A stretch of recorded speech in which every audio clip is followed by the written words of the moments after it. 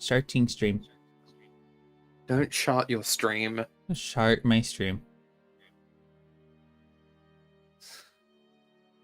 Hello, chat. Hello, chat. Oh, I forgot to pop out the chat.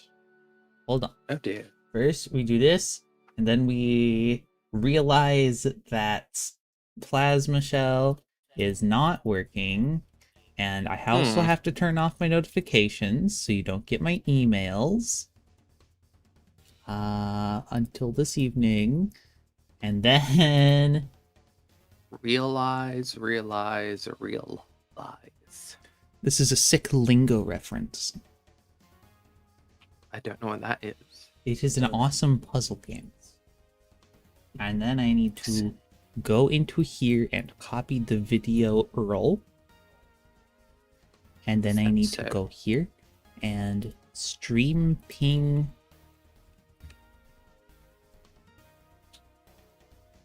here, publish, and then I go to my private server, and then I go into self promo, and I put that in there so all my friends know what's happening. And then we avoid that channel in case it ever magically pops up on stream. Hello, random folk. Hello, random people. Keep above others. Put this over here. And then we open up chat and then we leave that there.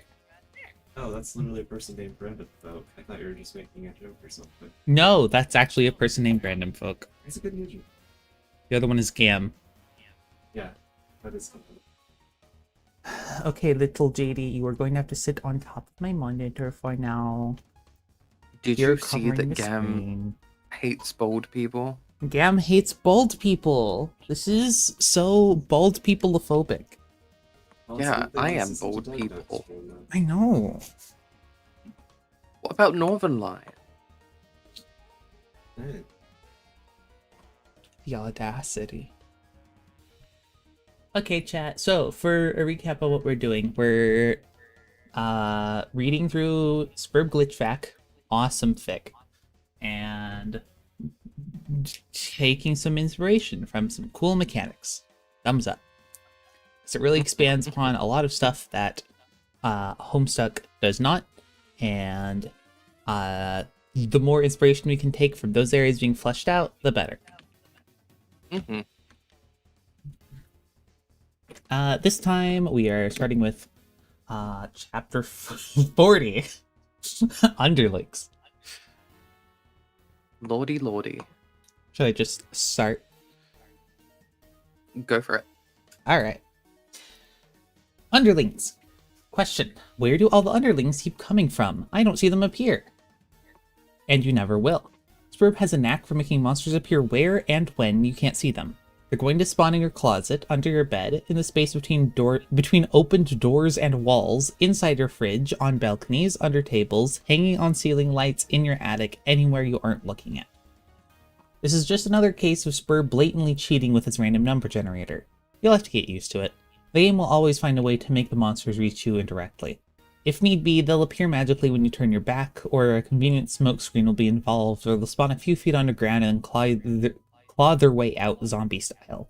That last one is going to happen frequently on open ground. I like that. I kind of like that idea. I do too. We would need to pair it with the politics system, because obviously we have them, being active agents.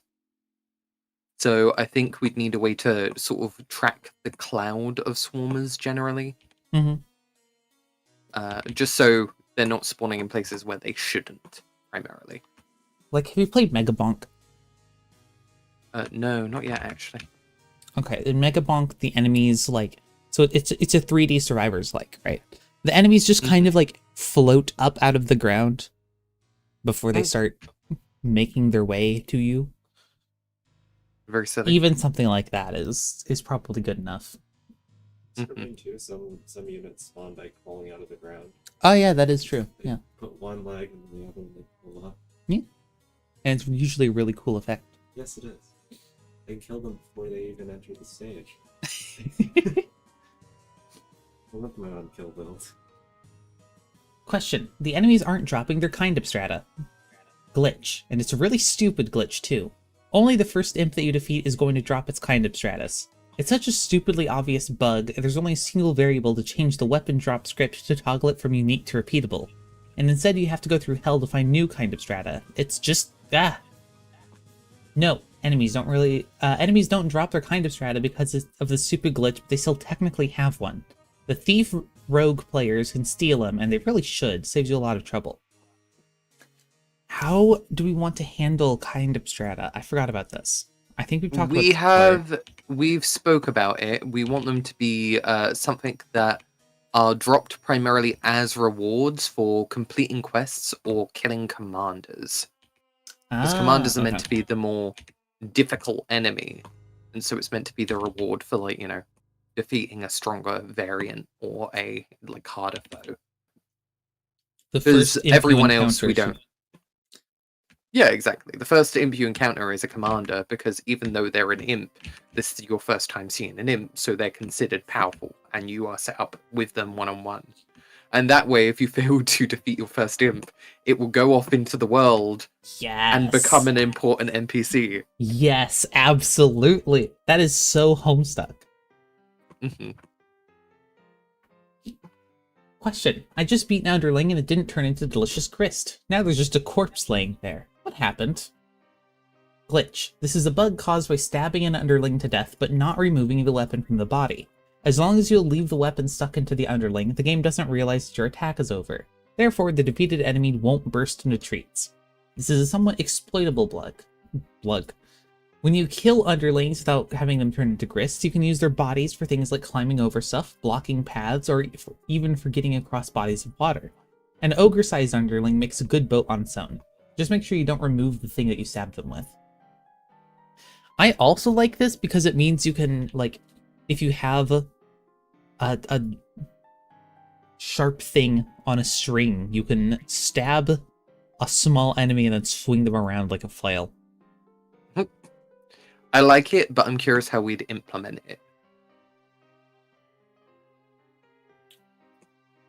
How do you make the controls good so that you're not just, stuck when you don't want to be stuck? That's fair. By doing something doing a, what do you call it? The moving attacks. The directional attack. A directional attack that throws your thing out directly in front of you, and that causes you to chuck the imp. How did I manage this? What the fuck?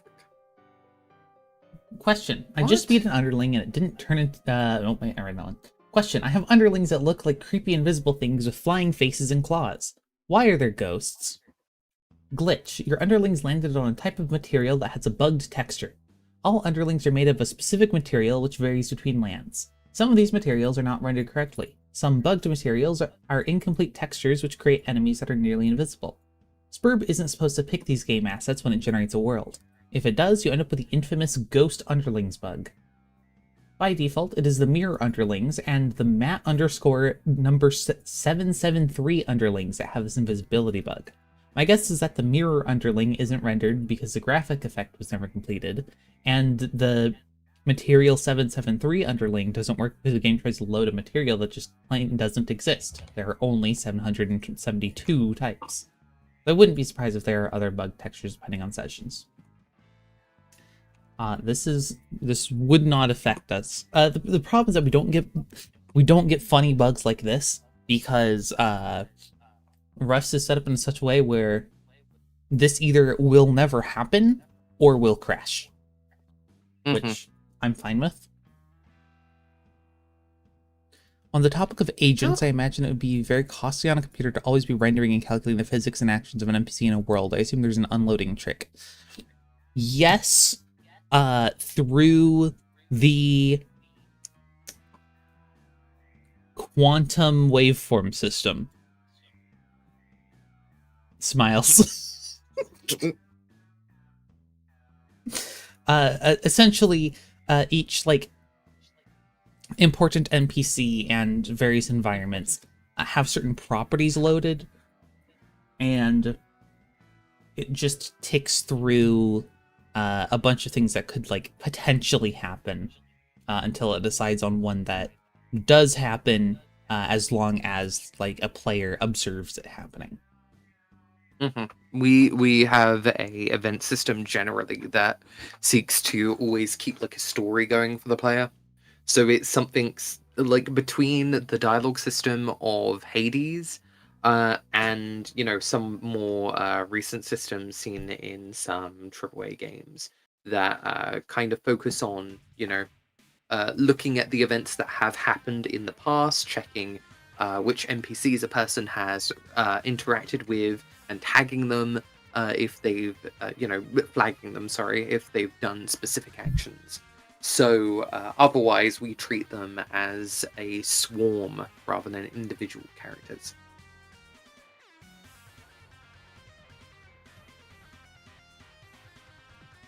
I was saying I was trying to figure out how to word the thing that I'm trying to say, but I forgot. I couldn't figure out how to do that. That's okay.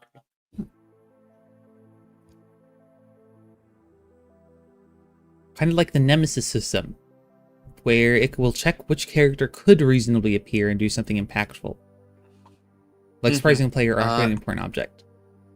A little something between that and the play as anyone system from Watch Dogs. The system that they did nothing with. Still mad about it. At the very least, the NPCs will be the important NPCs will be having their own off-screen adventure, and the adventure isn't going to actually be happening until some interaction with a player makes the system decide that, okay, this is the entire thing that has been happening the entire time retroactively. Like a Sudoku grid. Yeah, like a Sudoku grid. Wow. Sudoku is very like a quantum puzzle. I mean, yeah, it's the basis of a lot of like wave function collapse, Yeah. It's where we started making tech like that. Not we as in us, we as in human beings. Oh yeah, I forgot that was the original inspiration. Effectively, when we have like a storyline, we break a storyline into different events that can take place. We have a bunch of storylines that exist that are made up of a number of events, and we look for these events happening. And then we mark them on the space-time grid, which is like, a physical representation of the coordinates of space and the coordinate of time in chunks.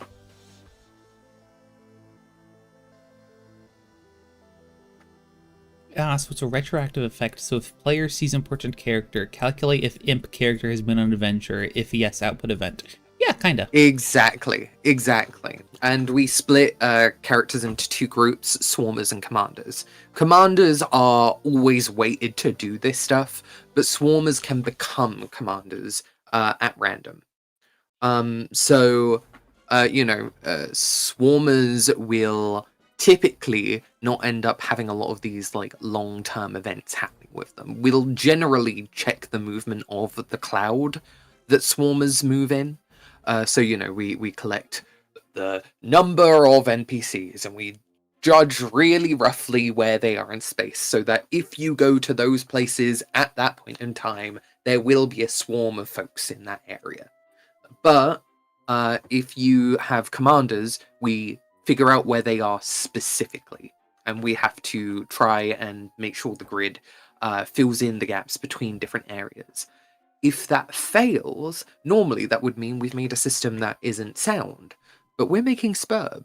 When that fails, we just say time shenanigans are involved. Either the player is expected to solve this and be the one that resolves them, or if the player is against this force, then they will be, made to do it as an NPC, and another force will be involved. We're getting little hearts. I think that's scam. We're getting little hearts. If that's you, Gam, switch it up.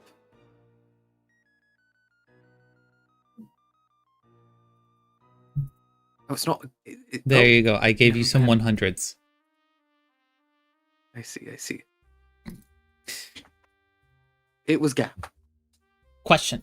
My land keeps spawning basilisks with their gosh darn breath attacks while my friends rarely see them. How come? Not a bug. SBURB purposely employs enemies that can challenge you.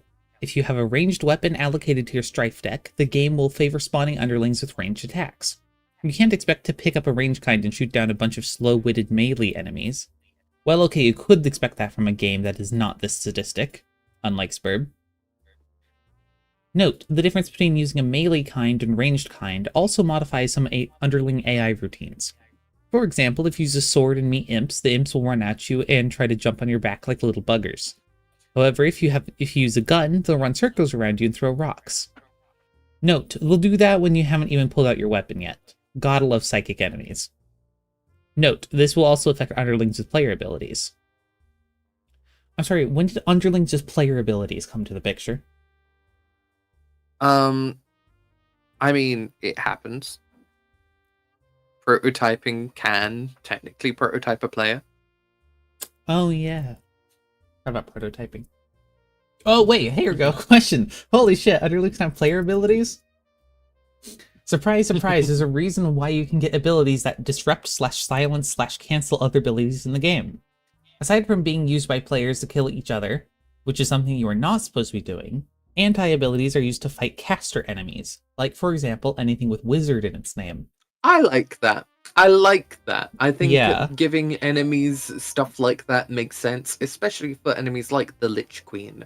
Exactly. Right? I think or just any of the I think liches, TBH. we could probably even say like the Red Miles is technically that. Yeah. You know, Mhm. It just strikes me as like a blood type ability. They're all frame motifs. Mm-hmm. You'll also notice that you'll be much safer from certain types of attacks when you learn to control your aspect. For example, the Rhyme player has little to fear from a Magma Ogre Wizard. Even better, the Time player is naturally immune to time manipulations like slow/time stop, and the Doom player is healed by poison abilities. That's really funny. That is really funny. I like stuff like that, but I think that should be stuff that is bound to level up changes. Like, you level up in your initial ladder and you unlock a bunch of different abilities you can pick from. You pick the one that swaps poison to healing. If you're playing a ranged kind weapon, it would also be possible for it to spawn a fast or dodgy melee unit, like a stereotypical dodge tank, since those could theoretically counter a ranged user. Okay, how would we want to deal with players' specific weapon types in terms of spawning enemies? Player-specific weapon types? Sorry? Yeah, like ranged or melee. I don't know if we need them to be player-specific. We can just say that, underlings have a collection of stuff they pull from. They have like a pool of things we give them because we know it plays nice with their specific models. I think that's what we should be focusing on. Okay, rather cool. than saying every underling can use every weapon or can't use specific weapons. We just go, okay, this is this underling. They use these types of abstract. I know, but would we change which enemies spawn based on the player's abilities or weapons?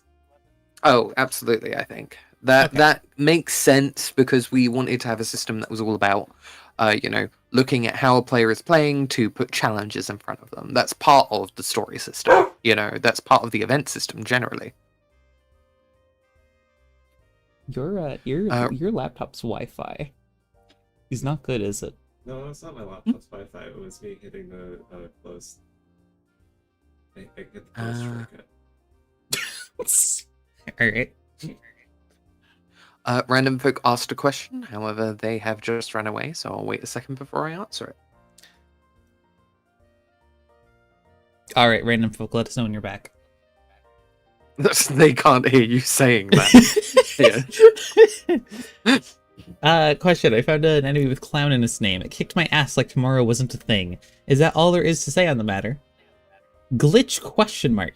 Well, I hope it's a bug in the clown stats because these enemies are overpowered as all hell. SBURB is freaking crazy about clowns. Avoid fighting these things whenever you can. If they come close to maxing out their prankster's gambit, abscond immediately. If you want to gauge your strength, try fighting a single imp clown. Bet you a Boonbucket won't even be able to touch it until you're past terraforming. And that's just a boosted imp. Avoid clown zones, carnivals, at all cost. Carnivals. Oh, I love that. I love really that. like that. It's so stupid.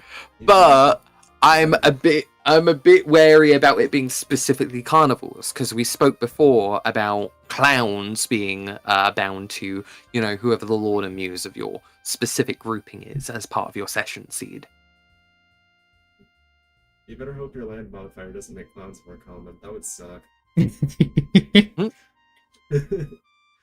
So I like it being carnivals, but I think we should also try and have that be a bit more of a modular system where it can swap in for different pogs effectively. Yeah, okay. I'm fine with that. Zealous Zombie has suggested a zilly suggestion of edible thermal paste. I'm on board with this. That's not silly. That's serious. That's very serious. What if I want to make an edible computer? I need the edible thermal paste. Mm-hmm, mm-hmm. Do Note, you know what that's called? Oil. Look in memes real quick. oil. Look in memes. Egatude. Yeah, I know. I fire reacted that already. Thermal paste. Yummy, yummy. Oh, you're a contributor. That's why you can speak in the DevSpeak channel. Interesting. Question. Note. The Durst Archagent, Jack Noir, has a large strafing bonus versus clown-type enemies. Guess he really hates clowns for some reason. Jack Noir is also a heavily scripted NPC that can follow you around in your adventures. You may want to party up with him to tear down a carnival. Note, Jack's anti-clown scripts can manage to create major problems depending on what you prototype. Player commands offline, sadly. Fray motifs. Question, I finally bought a Fray motif, huzzah! Then I tried to use it. All I got was a flash of light and cool music that started playing. There wasn't any special attack. Where is the Fray motif? The Fray motif is the music. It's not an attack, it's a situational modifier. The idea is to attack enemies in rhythm with the music to gain various bonuses. And of course you have to pick the right songs.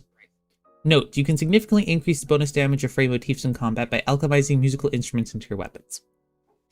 Okay, this obviously doesn't impact us a whole lot because we have the our whole own Fray motif system.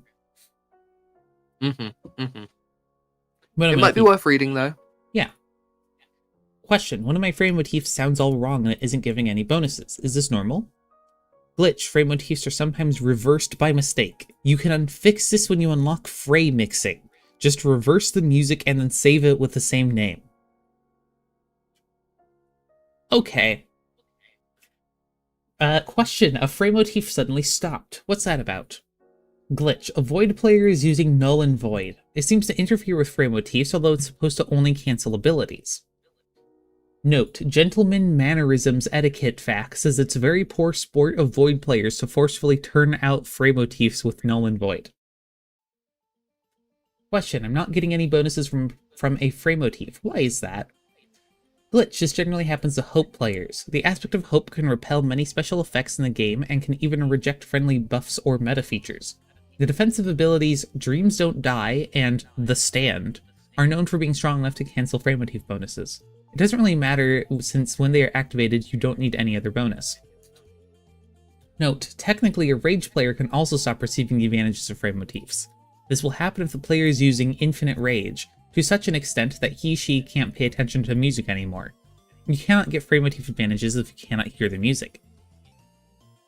Question, I'm trying to start a Fray motif, but it just won't start. Glitch, your ability to start Fray motifs is impaired if a Void player is using Meta Silence. It is an ability that is likely to be used actively while adventuring with a Void player, since it prevents many enemies from noticing your presence. Please tell * your Void player to cancel this ability if it is interfering with your desire to kickstart a frame motif. *. Of course, you'll also notice that everybody in Meta Silence's area of effect is mute. Void players might not understand you when you want them to turn it off. You know, since they can't hear a word you're saying. You might want to try punching them on the shoulder to get their attention. Note, the silence status is handled as an on-off toggle in SBURB. For buggy reasons, people who are mute due to Void-related bugs are temporarily healed during Meta Silence. I guess that's great, but it makes very lopsided conversations. Question, I'm listening to a Void player's frame motif and... yeah... Glitch. All of the frame motifs involving Void players are like 5 minutes of non-stop static screeching. They don't get any frame motifs. It's generally the reason why they're bitter and keep canceling other people's frame motifs with null and void and meta silence. Of course, the SBURB etiquette fact says that's ungentlemanly. Oh boy. I don't know. Keep going. Oh, go ahead. No, I'm just gonna keep reading. Oh my god. I was just going to say, I don't know how much of that we want to take inspiration from, because obviously we've got a whole system in place. I'm worried that doing so will just lead to us, you know, not handling it how we want. Yeah. I think the meta silence thing is funny. What, the canceling other people's frame motifs? Yeah. I mean, maybe for in terms of imps. Or like underlings. I need a text editor Or PvP. that can't handle Unicode. I think they should be allowed to talk with your fellow players at any and all opportunities. Oh my god, it's still broken here. I know the tradition. Syntax error, expected an item. They are also called speakers of the... No, go up, you can read it. Speakers of the Void, Horror Terror, Enac, Frug, Hoth, Mul, Prup. that's turning into Rose dialogue when she goes Grimdark. Dude, can you read this? No, I don't think the Broodfester tongues are the issue. I think it's the corruption. Shavag Dreams. I'm streaming. You can read it from your desk. And what if I want to come here? Okay, I guess. Yeah, no, that's wretched.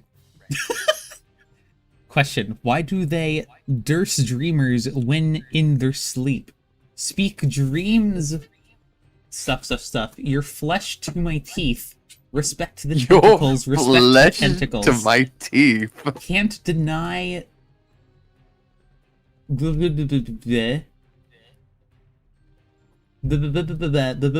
dreams. Goers Shavak. Free Shavakadu. Free Shavakadu. Yeah, and that's it. I like that's the it entire says chapter. bug off. Bug off.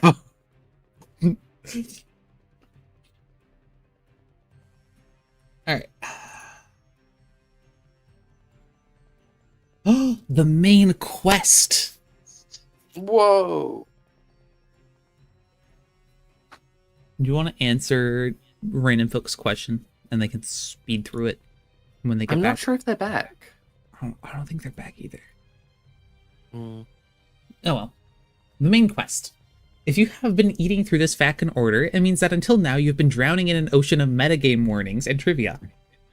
Chances are you probably still have no idea what you're supposed to be doing in this game. We're finally going to move on to that in this fact section. The general idea is that a normal SBURB playthrough has a storyline that is supposed to simulate a coming-of-age experience. It's a personal adventure game that strongly focuses on your land that is sometimes called the land quests. The process is divided in terms like the early game, mid-game, late game, and end game. You are never forced to follow this layout, but there are various reasons to follow the process of a normal playthrough. This section will cover basic questions about the layout of a SBURB adventure and where to begin. Weird plot shit. Question, is it possible that there's a really major bug going on with my game? Welcome to the club. Question, I'm not kidding, there's something super duper wrong going on. What should I do? I wasn't kidding either when I said welcome to the club. Everybody has overwhelming bugs in their sessions. When it comes to breeding glitches, SBURB is more pregnant than a Paleolithic fertility goddess.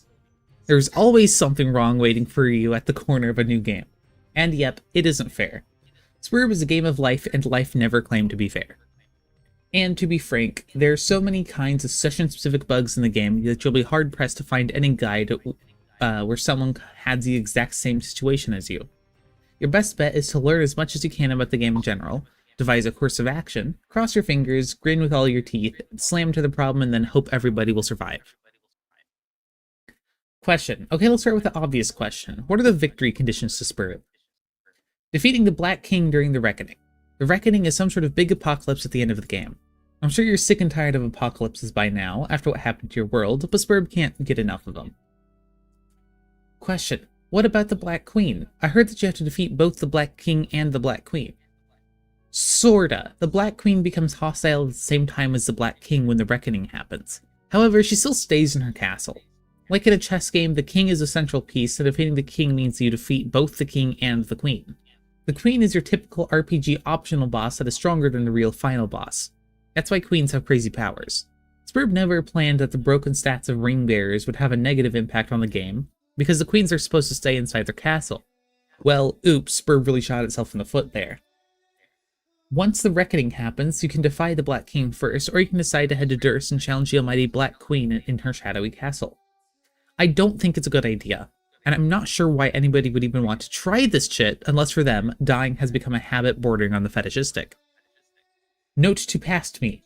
Oh hey, sup, just dropping by to tell you that you're gonna hatch a plan to fight the queen and it'll mess up everything. Why can't you listen to your oh damn advices?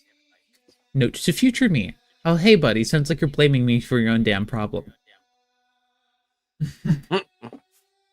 Question. If I understand this right, there's a timer to this game? I have to complete this main storyline on my land before the Reckoning, or I have to face the final boss? That is a popular misconception.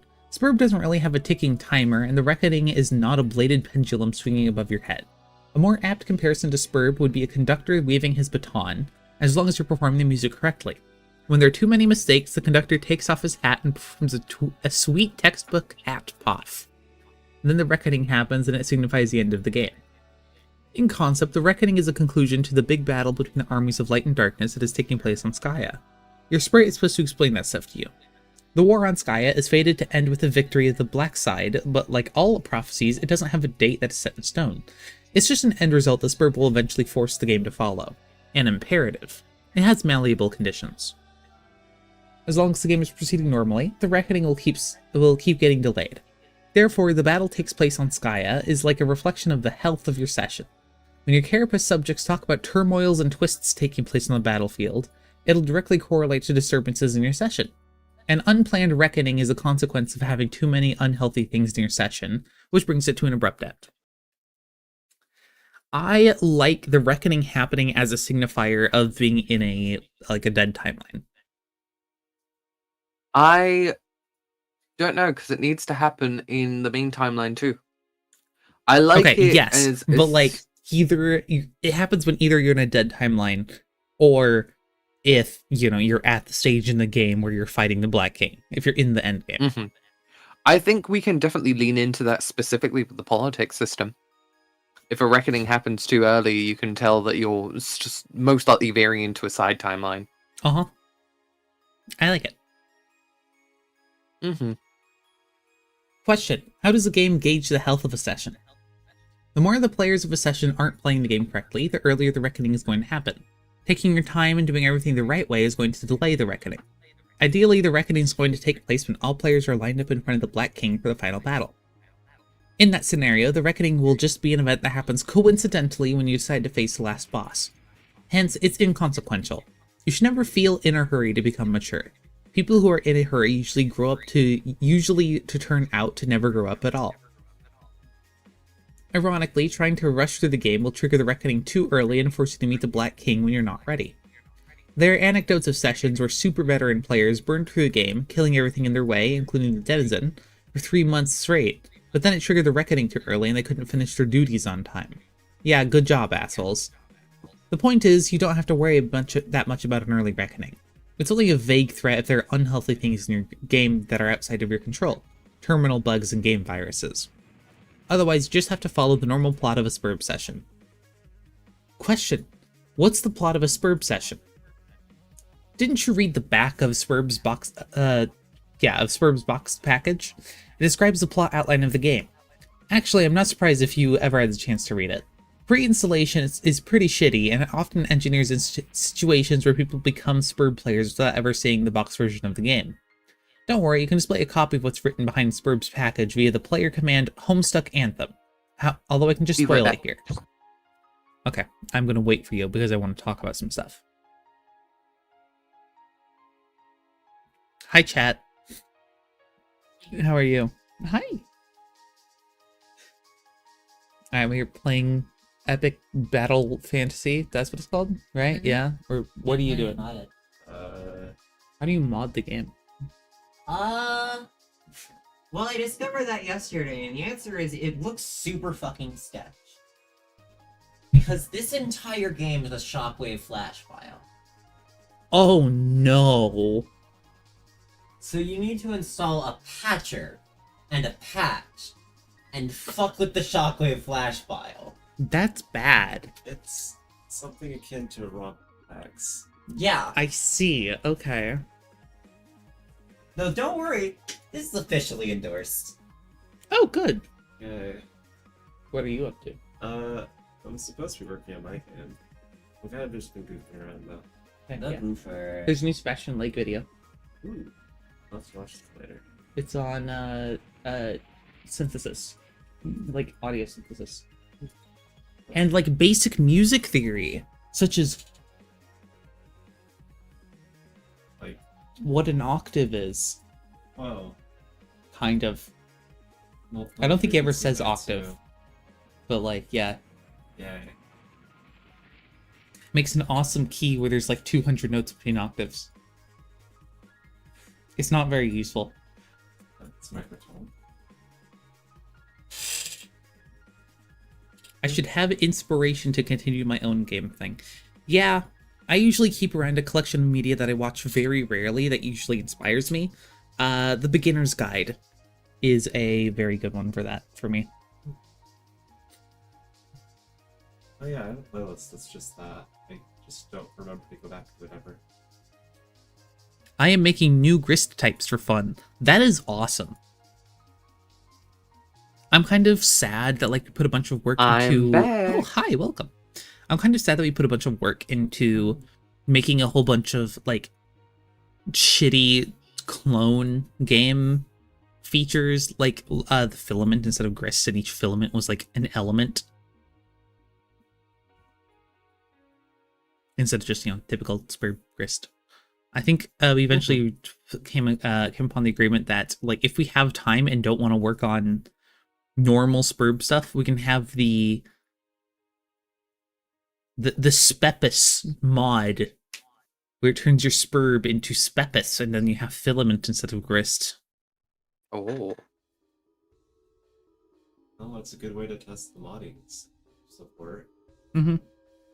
That's True. between that and the official sex mod. Yeah. That's going to be our testing for the modding system. Hey Jacklip. Yes. Game disc boxed package. Shitty little sleeves or actual game box.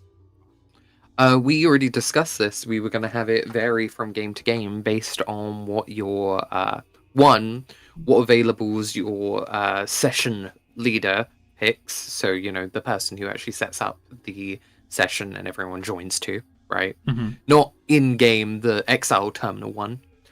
So that determines the options that are available. 2, the players, as part of their Exile Terminal, get to pick how their SBURB machinery is skinned. I forgot about skinning the SBURB machinery. Mm-hmm. That was supposed to be we- like a donator reward. Is like skins. SBURB comes on on a set of 15 box floppy disks.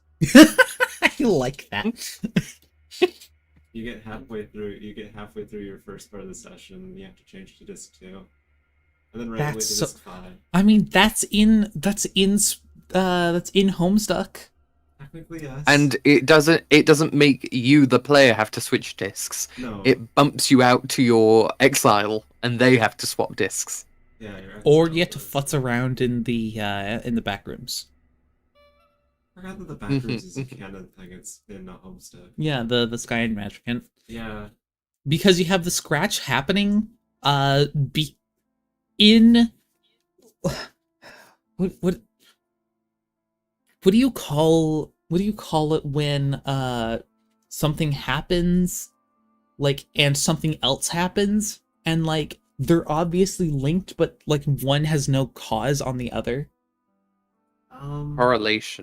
Correlation. Like, so when Terezi correlatively scratches the disc 1 of Homestuck, and it like correlates to the scratch happening in Homestuck, right? Synchronicity, I like that. Yeah. Feels like It's also causal. Is it causal? Which one causes which? I think they both cause each other. It's That's duality that's is a not big thing in thing that Homestuck. makes sense.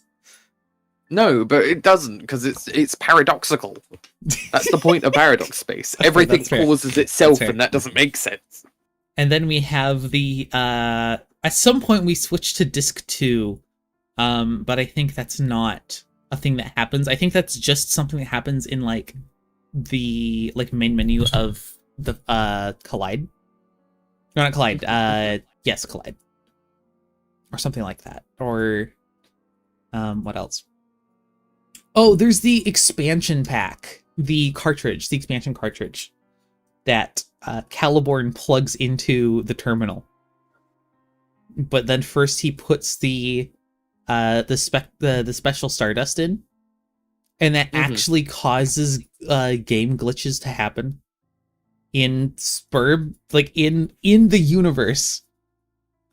So I guess it is causal because it clearly Caliborn putting in special Stardust clearly caused the universe to become glitchy. So I guess Also- Terezi literally caused the scratch. Also, Gam, you did not say it first. There's a delay between you watching the stream and us saying things. Yeah.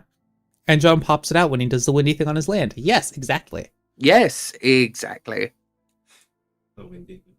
Yeah. I love that it's just that now. That's just what people call it. And that's what it is. It's the windy thing. I love when God descends from heaven and gives you a DVD of all of Earth. And then you snap the DVD in half and it snaps the Earth in half. That's essentially what happened in Act 6.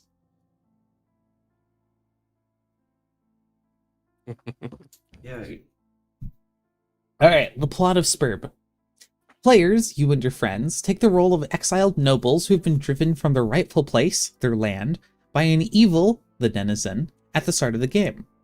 These players are scattered on 2 kingdoms, Durst and Prospect, that are at war on a promised land, Skya.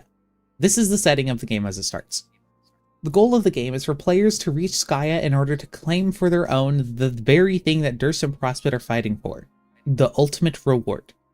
Sounds simple, but it gets more complicated. Players aren't allowed to set foot on Skya.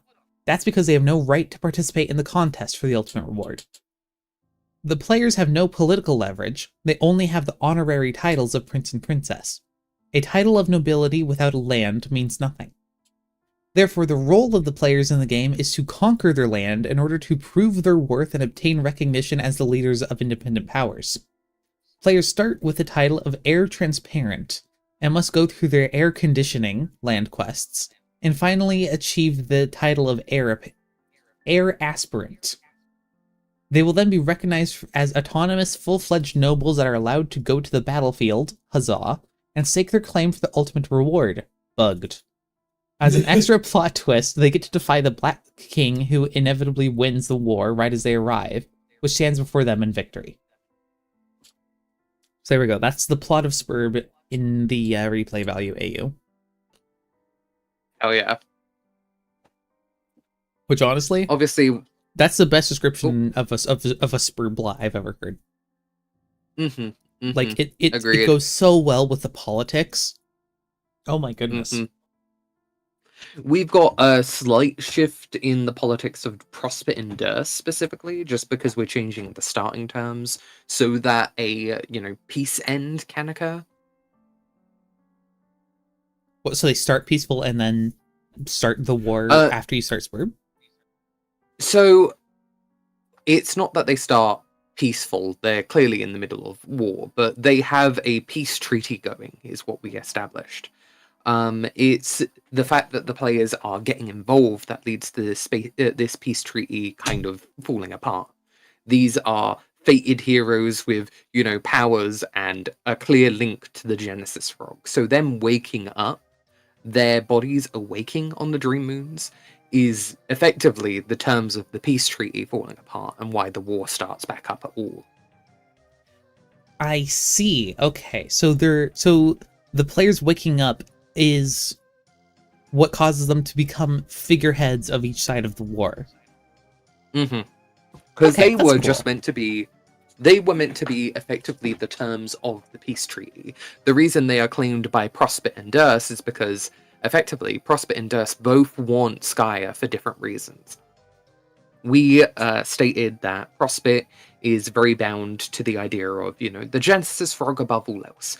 They want the creation of the universe to happen. They believe it. They think it will happen. They have the clouds of Skya to tell them this.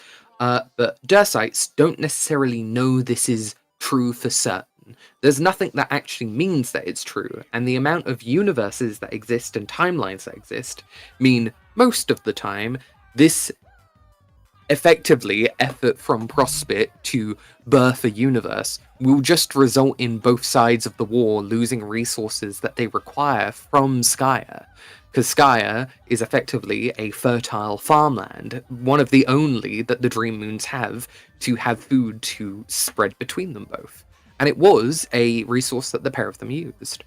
The difference is Prospect aim to have the land be this sort of renewable place, but their proximity to the land means they don't need to use as much.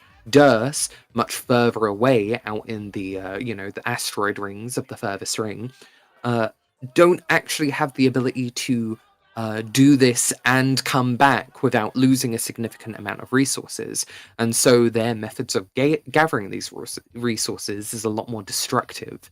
They would mine out grist from the land and then alchemize food back on their home because it would transport better. Prospect did not like this, however, as it made the lands less fertile, not specifically for farming, specifically for the creation of the Genesis Frog. And so Prospect pushed them out. They didn't originally do this. This was a land that, during the peace treaty, was shared by both so long as it was only done for farming, with the furthest ring being mined for grist, and it's why a lot of the asteroids out there are mostly barren. But when the players wake up, Prospect says, nope, we've changed our mind, the gods have awoken, it's time for us to take this land. You must leave, you must not interfere. And Durst are not having any of that, because that's effectively Prospect telling them they will starve for the sake of a chance of a universe being created. Honestly, that would crash out. Valid crash out done by corrupt leaders is the point. The king and queen of Durst are not figureheads elected by the public. These are people who have taken control, that use criminal organizations as their direct chain of command.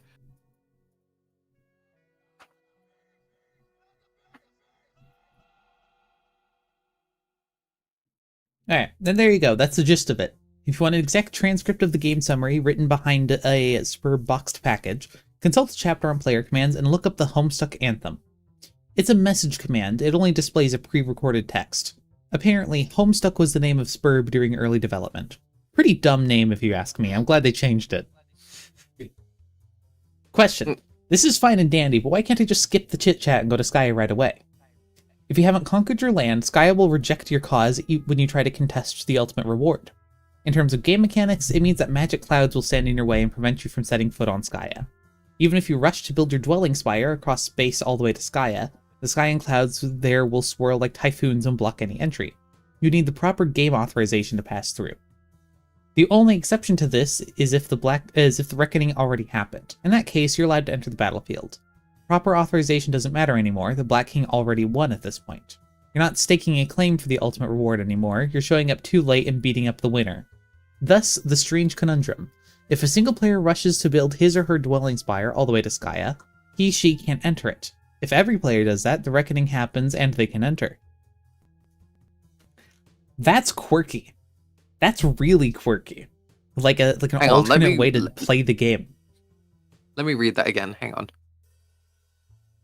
So essentially, you can build up your house to put your grist rig at the top, but you can't use it if you haven't done your land quests, unless the reckoning already has happened, in which case you can still go and fight the Black King. So you can win, but without doing your land quests, but only under very specific circumstances, I guess. I don't mind that. I think that makes sense to have, locks that open once certain plot markers have happened. Because otherwise you're going to end up waiting for other players to be able to complete the game. Yeah. And also, this can only happen in a doomed timeline. Because it requires a reckoning to already start. Question. You can choose to do the right thing and be a hero and beat the game that way. Or you could be a bandit. Which I think is way more fun. So, both Dream Moons hate you. Your consorts hate you. Your denizen is angry because you've drilled into their lair. And Skya is just generally upset at you. Yep. Well, Skya's upset at you, but it doesn't really care because it's getting what it wants in the end. That's fair. I like the idea of, the ultimate reward happens, so the frog is created, but the door is locked. So you've won, but at what cost? This is my thing that I'm pushing forward here. I'm suddenly really interested in the idea of... I mean, we specifically decided to have multiple end states for that reason. We wanted one for most constructs that exist. Right, because... Scratch. And also our custom constructs for the other aspects. Right. You like bake the universe into a giant cake. Like the Wicked Elixir. Ah, yes, the Wicked Elixir. I love the elixir. I made that one. But yeah, also, Random Folk is back. Hi, Random Folk. All right, what was Random Folk's question? Hold on. They were asking how we were handling the magic and such. Okay. How custom will be the completely preset with modular changes that can be added, or is it just imagination incarnate? Okay, so we had a system where it's if you've played a oh shoot, what's it called? Who made Opus Magnum?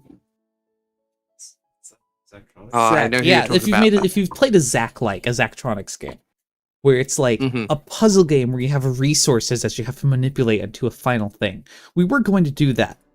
We're not doing that. Because that is egregiously complicated, even though it is very cool.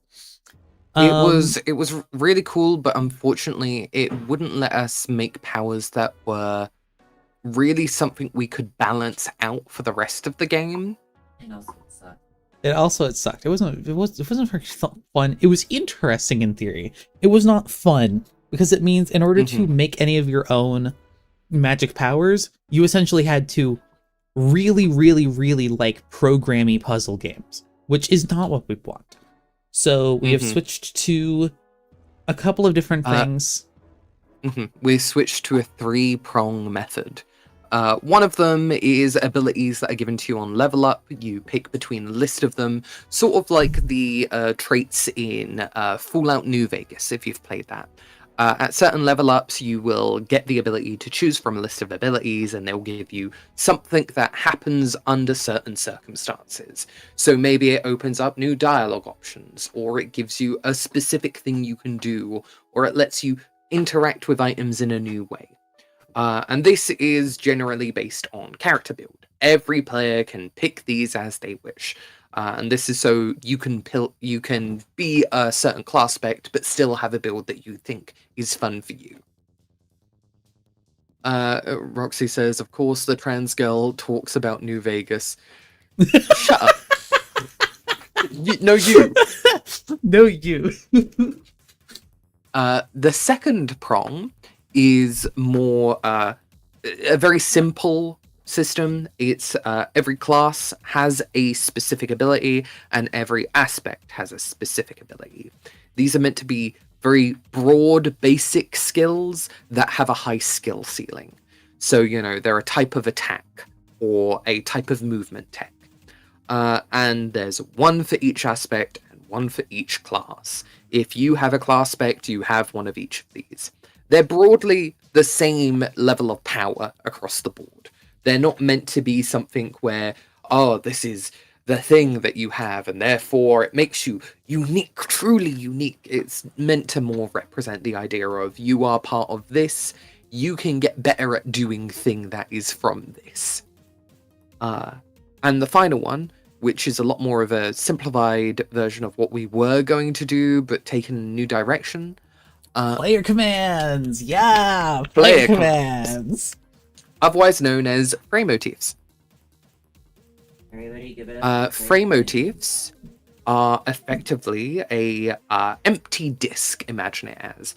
In this disk, you can program not program as in like program, but you can just set up a spell. You unlock new things for your spell, and then you connect them together. We don't have super connectivity between these. Not everything will work with each other in these spells. It's why we have different classifications of spells. So, you know, your movement spells won't be able to play nicely with all of your other types of spells. You won't have, like, true synergy across the board. But it means that you can just set up a very simple spell that does a specific thing, or you can set up a more complex spell that takes a bit longer to cast, or uses a bit more mana that does a little bit more. This is where, you know, synergy does happen and creativity is rewarded. It's not super powerful, but that's just because we wouldn't be able to balance around it otherwise. You get this stuff by exploring your land, going into dungeons, defeating enemies, completing quests, and buying these abilities. You learn them like you would get tools in something like Tears of the Kingdom, where you get new machine parts and you can add them together. They're meant to be simple things that do a thing, but if you put them together, they can make a more complex thing in the end. You remix your fire mixtape together, and that's your magic spells. Mm-hmm. You put your discs, your frame motifs, into your Duke box. Spelt Duke, like stick up your dukes. I remembered it, by the way. Excellent. Mm-hmm. So I hope that answers your question, random folk. All right. So what's the point? Playing the game, there's no question tag. So what's the point? Playing the game wrong is going to trigger the reckoning, right? And then I can go to Sky and kick asses. So why would I want to go through the main storyline? Yes, indeed, it is the same scenario that awaits you at the finish line. Whether you grow up as a person, or not, it ends with you facing the Black King on a desolated battlefield. The difference is that messing up your game and triggering the reckoning means that you'll face the big bad Black King too early and get slaughtered. So really, nothing compels you to play the game right. SBURB is a very open world game. You can do whatever you want. It's just that if you want to live, you want to follow the basic plot of the game that delays the reckoning and lets you grow strong and ready for the big showdown at the end. But hey, it's your choice, buddy. Your session can go like this. Enter the game, grind on basic enemies forever, Build the dwelling spire all the way to Skya, the reckoning immediately happens. Party of level 1 characters face the final boss, there are no survivors. Or you can try something like this. You enter the game, explore the land, learn to accept your title and aspect, do dungeon diving. Early game, you face your denizen. Mid game, you try to save your land. Late game, you frolic at the Skyan skirmishes. The reckoning happens naturally and you're ready. You defy the Black King, you survive. Question mark, question mark, question mark, it's a surprise. SBURB is the ImSim to end all immersive sims. Yes, exactly. Just as a note, many facts will disagree on what predefines the early game, mid game, or late game. Some facts dispute whether terraforming is part of the land quests by claiming it's a prerequisite. Other facts will argue that whether the underworld is part of the mid game or the late game. Lastly, many facts use an additional term, the end game, to refer to when the theater of your adventures moves from your land to Skya, the final area of the game. However, with all things considered, people generally agree that terraforming is your introduction to SBURB and that the underworld is the point of decline. As a last note, there is no specific time for when you're supposed to perform your duties. You're good to go as long as you can manage them before the reckoning happens. Question: what are the duties? It's just some stuff that specific players have to do for the well-being of the session. Compared to the main story of the land, this is a mere formality. It barely takes your time, and in case of complex stuff like ectobiology, it's entirely instinctive. Only the breeding duty is somewhat time-consuming, but the game makes up for it by removing some denizen terraforming stuff. It also has the convenience of leaving you with one denizen alive as a source of denizen blessing in case that everything in the game goes wrong. Next section, exploring ruins. Question: okay, fine, you got me, I'm convinced. I'm gonna go right now and follow the plot of this game. Oh yeah, gonna start my big adventures thingy to personally grow up in all that shizzle. Where do I start again? Explore everything on your land. The majority of structures that you see on the surface of your land are called ruins. They are full of weird puzzles and challenges that are personalized to your journey towards maturity. If you see doors leading underground with a spirograph above them, those are dungeons. They are not part of ruins. They are optional and self-contained units filled with excitement, or something like that. It's always good to complete dungeons from time to time, especially since it unlocks title aspect scripted abilities and they help you survive. In short, just alternate between completing dungeons and exploring ruins to do weird shit that you don't fully understand. These puzzles will inevitably lead you towards your duties and the main plot of your land. In fact, right as you start, the consort should be complaining about the denizen. It's a good hint about where you're supposed to go to direct your effort. Question: I'm going through ruin puzzles and I have a good idea of what I'm supposed to be doing. The problem is, I can't do it. Something that is supposed to be working isn't working, and my denizen is the cause. Is that a glitch? Yes and no. This is denizen damage. Denizen damage refers to the state of corruption of your land when you start the game. Denizens have the role of wrecking stuff in order to impede players. The players are tasked to undo this damage. Therefore, it's like the role of denizens is to be as annoying as possible, but the game takes it to game-breaking ends. In short, denizens are simply out of control. You can end up with worlds where you have no consorts, no land familiars, no whisperings, no mystery ruins, or any other glaring flaws. Sometimes the denizens will commission underlings for the archagents of Durst/Prospect, just so they can have an easier job of messing with you. Heck, sometimes denizens will break/unpower key structures that are used for the duties, like the ectobiology lab or the forge. In case you don't fully grasp what this means, the denizens are actively trying to break the laws of causality and wipe all life from the session. This is how ridiculous denizen damage can be. This is the reason why some facts say the first part of the game is the hardest. Until you have cleared the early game, your land is fundamentally broken, and sometimes so is your session by extension. Question: okay, hear me out. What if I accidentally damage an important ruin? Like there was a puzzle and I pretty much blew it up. Did I just screw myself? Actually, you can chill out about it. If you damage puzzle-related stuff in your land, it'll fix itself over time. Stuff grows back. There's a factor called land growth, which means that for everything that is damaged, you'll slowly return to its installation setting. The stuff found on your land isn't called verdancy for nothing. The entire thing is like an ecosystem. For example, if you dig a hole in the ground and leave a shovel upright in it and then leave it for a week, when you come back, the hole will be filled up, the shovel will be sticking out as if it's now part of the ground. Hence, the land grew back. It's important to note that it doesn't apply to what the denizen has damaged. Land damage caused by a denizen is damage done to the land generation algorithm, which is what terraforming will fix. So basically, land damage is the game breaking its own installation pattern, while leaving a specific patch, terraforming, to fix it. This is how ridiculously meta this game is. The lore of SBURB is just crazy the more you think about it. I'm just I really trying like to that. comprehend, like, what that means.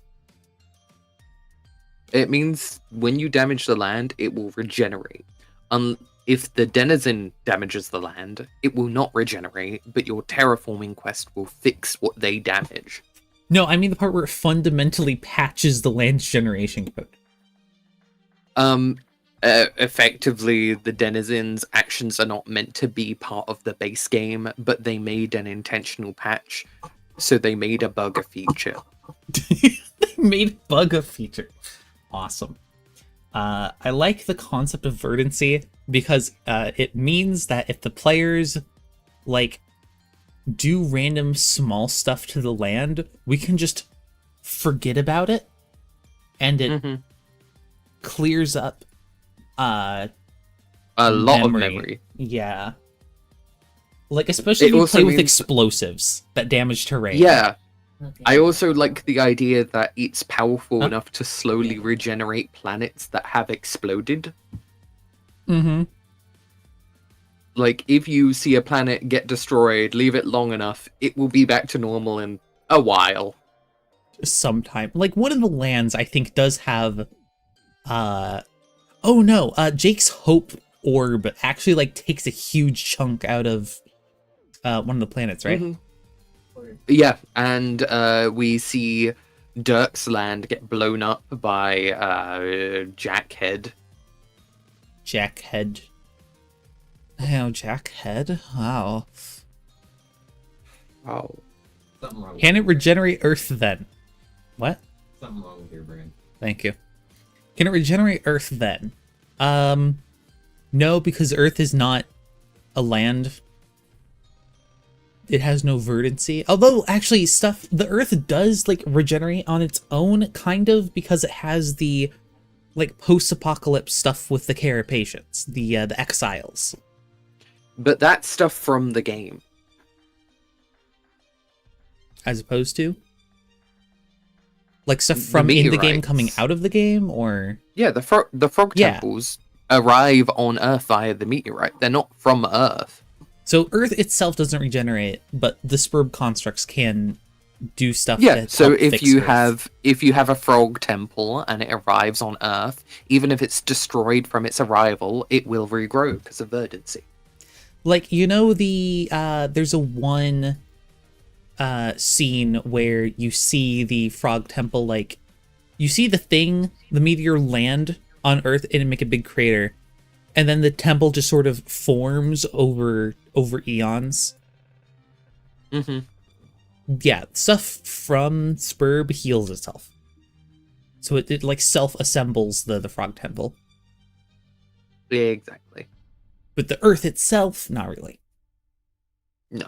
And that's why, like, you'll see multiple versions of the frog temple, but like fractured. Because they're both regrowing, but at different rates. Everything SBURB related are axolotls.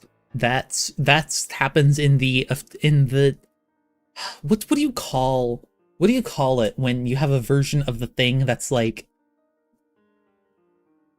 kind of like the director's cut?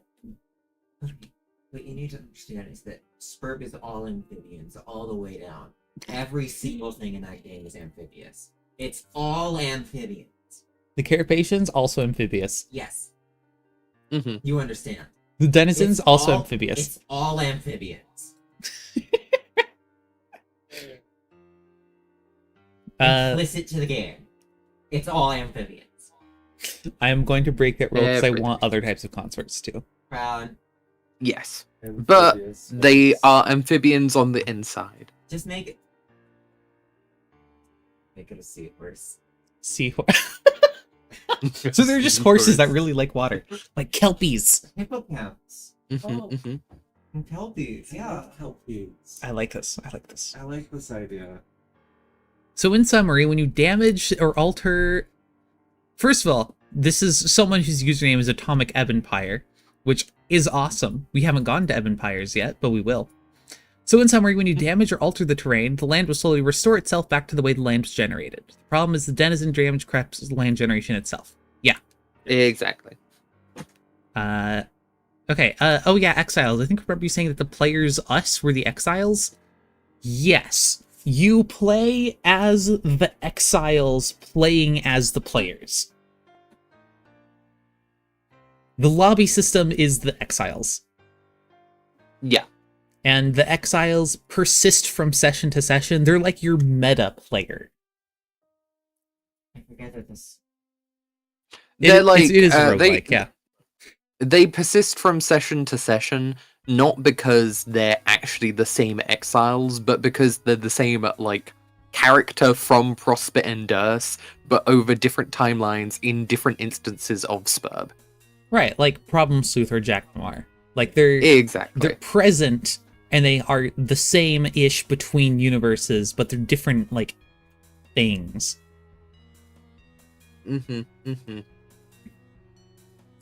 Does this mean that if I use a land as my main planet, if I can get that to SBURB to happen, it'll eventually return to normal? I don't know, maybe if we get to terraforming, maybe you can change the terraforming of the land to be, like, suitable for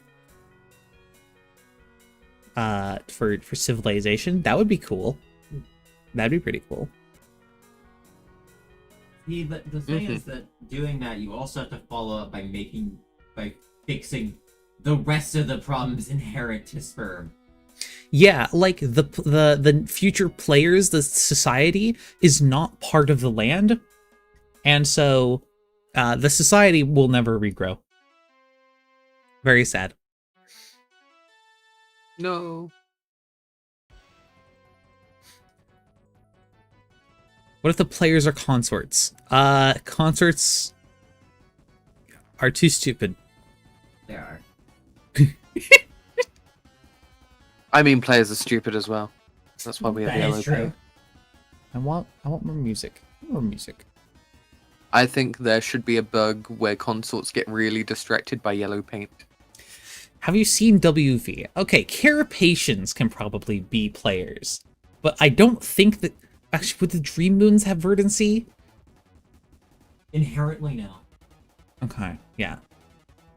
I don't know. I think they do, but I don't think it extends to the structures on them. Okay, so, like, they have to fight back against, like, sewers constantly trying to take over and such. Oh my god, that's a sentence. Trying to grow back together. Except the moons quite literally blow up. Or at least... I Well, yeah, but if you give them but enough verdancy- time, it would form, like, a perfectly clean land with no cities on it. Really? Okay, but part of this is that we were talking earlier about the whole resource struggle, right? Yeah. I feel like if everything just naturally regenerated, it would sort of undermine the resource struggle. Lands don't necessarily have to regenerate their grist caches. Perhaps even verdancy relies on grist caches, so if you remove a grist cache from the land, it can't regenerate that area. Oh, I like that. It's So after alchemizing you itself make, out. After you make the new universe, your lands stop like don't have any more verdancy because you've used it to make the new universe. I like that. But also, I like the idea of, like, if you've broken up a ton of one of the Dream Moons, you can just take a bunch of grist, stuff it in the center of the Dream Moon, and then it'll grow back together. Something, secret quest line, something, quest beds in the center of Prosper Indus, something, fill it with grist. Oh, remember how you said earlier that, like, taking the grist from the land makes it lose fertility? It's that. Yeah, exactly. I'm remembering earlier when I said that you could choose to play as the hero and do things correctly, or you could be a bandit. Exactly. So the question is, why are they fighting over Skaya? Does Skaya also have verdancy? Skaya has extreme amounts of verdancy. Skaya has a lot of grist in it, and Durst is, like, digging that up, but only so they can have food that they can bring home because the journey between them with their ships takes too long and food will rot. Mm-hmm. Okay, Skya does not have infinite grist, because if Skya had infinite grist, you could just make the frog immediately. Well, it's not that Yeah. food will rot. It's just that it takes a certain amount of food to get back there and back. They use that. That too. before. Yeah, it's mostly that, at least according to the fact. I mean, it would rot as well, but this means they have a non-perishable form that they can bring back and turn into perishable goods. But not just perishable goods, they can turn it into physical goods. And that's why Durst ends up winning the war, because they're willing to alchemize stuff. Where Prospect has to be a lot more, slow with that, because they really don't want to use up the natural resources of Skya. Wait, can we decorate our lobbies, the home screen, similar to how the Exile was able to make a baked bean town? Yes. Exactly. Yes. Exactly that. And those Mhm. persist between your game sessions, so it's your own little permanently customizable area. And when you connect to other players, they get to see it. The lobby is modular, and you have alcoves that are placed in on the lobby when you join a game.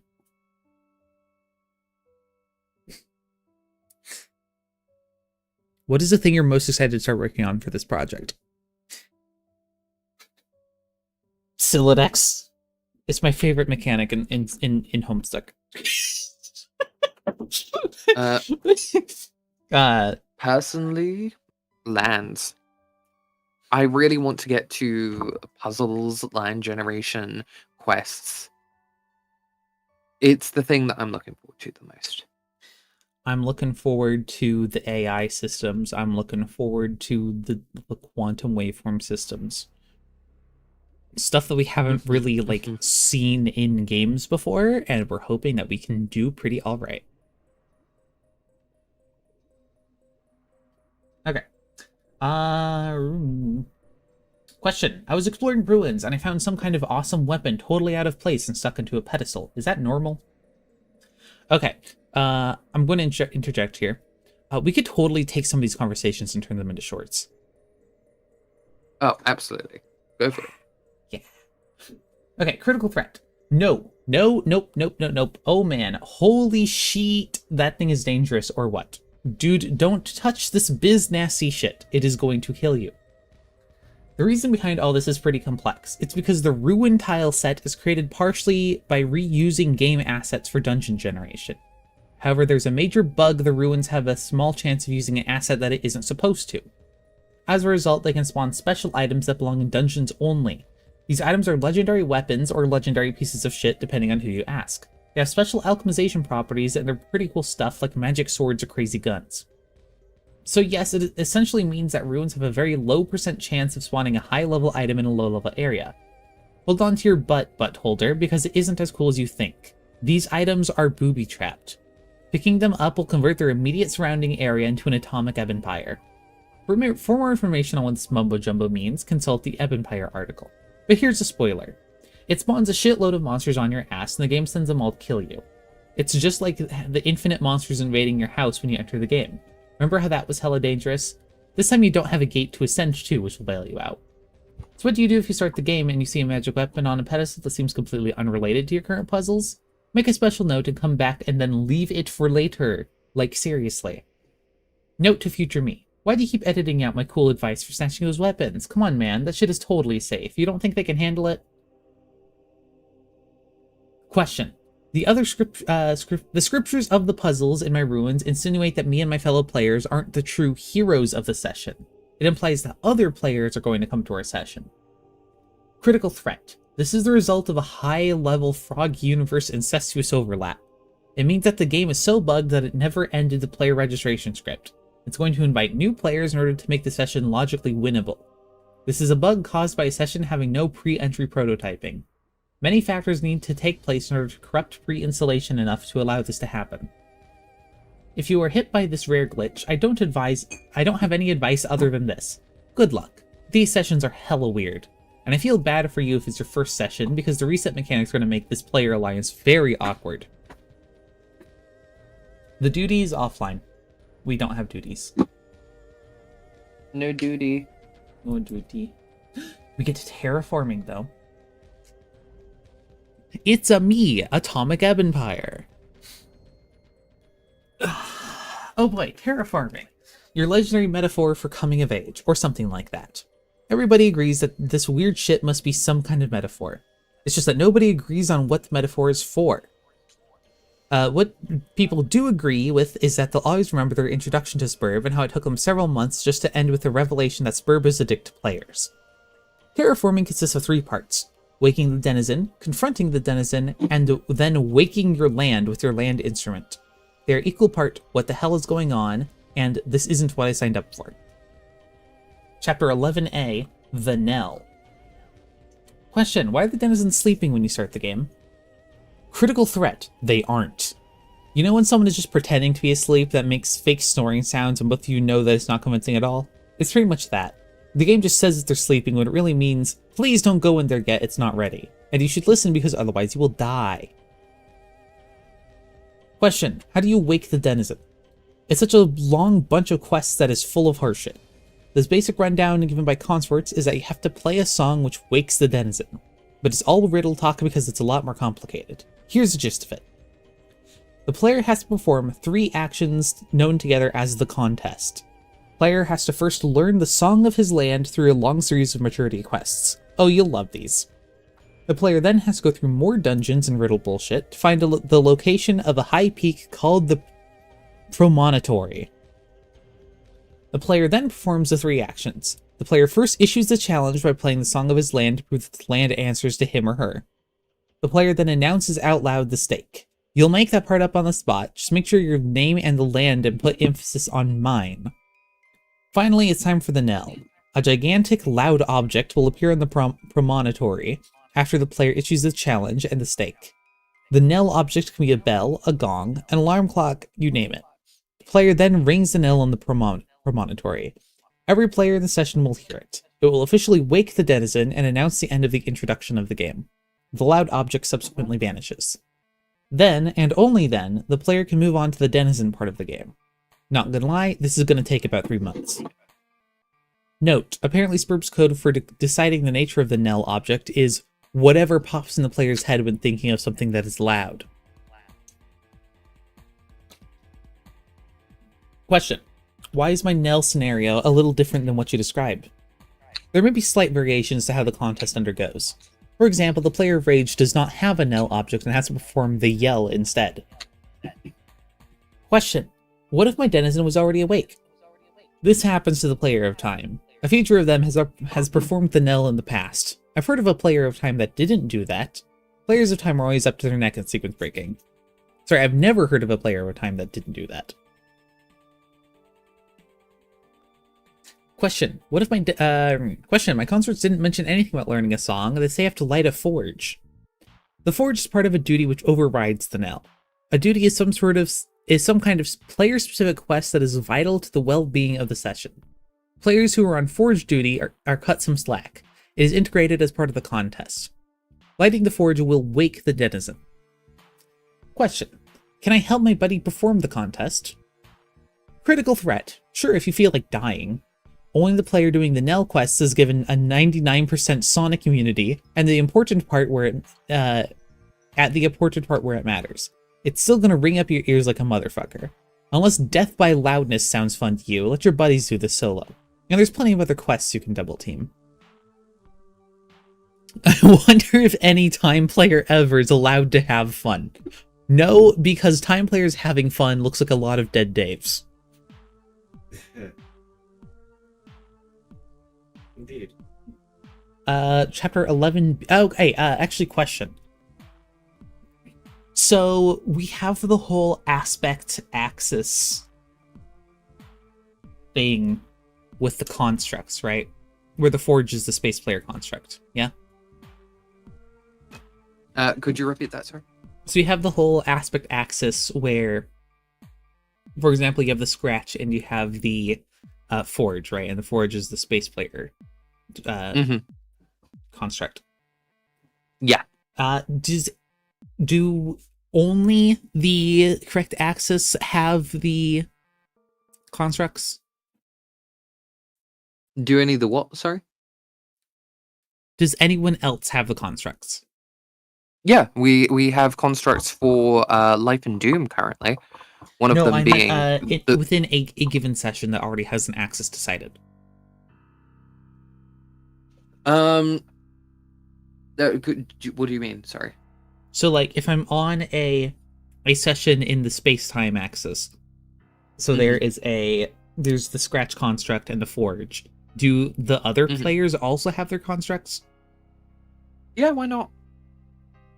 Okay. It gives players options for, like, you know, how they can change things if a certain ending gets closed off.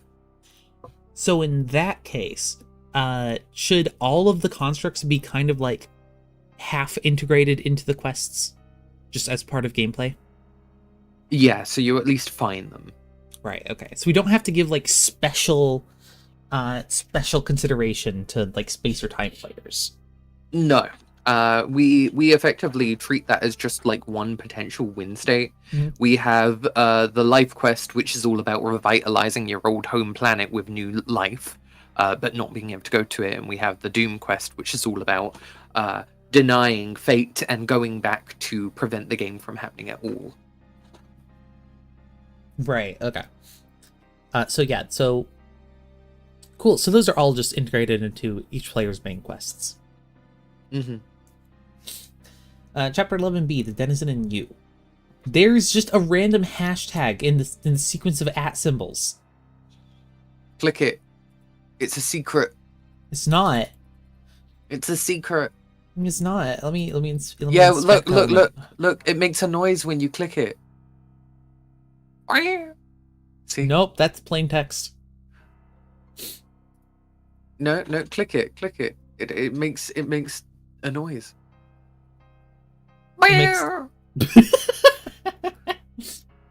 Here, it makes a noise. Hold on. Play!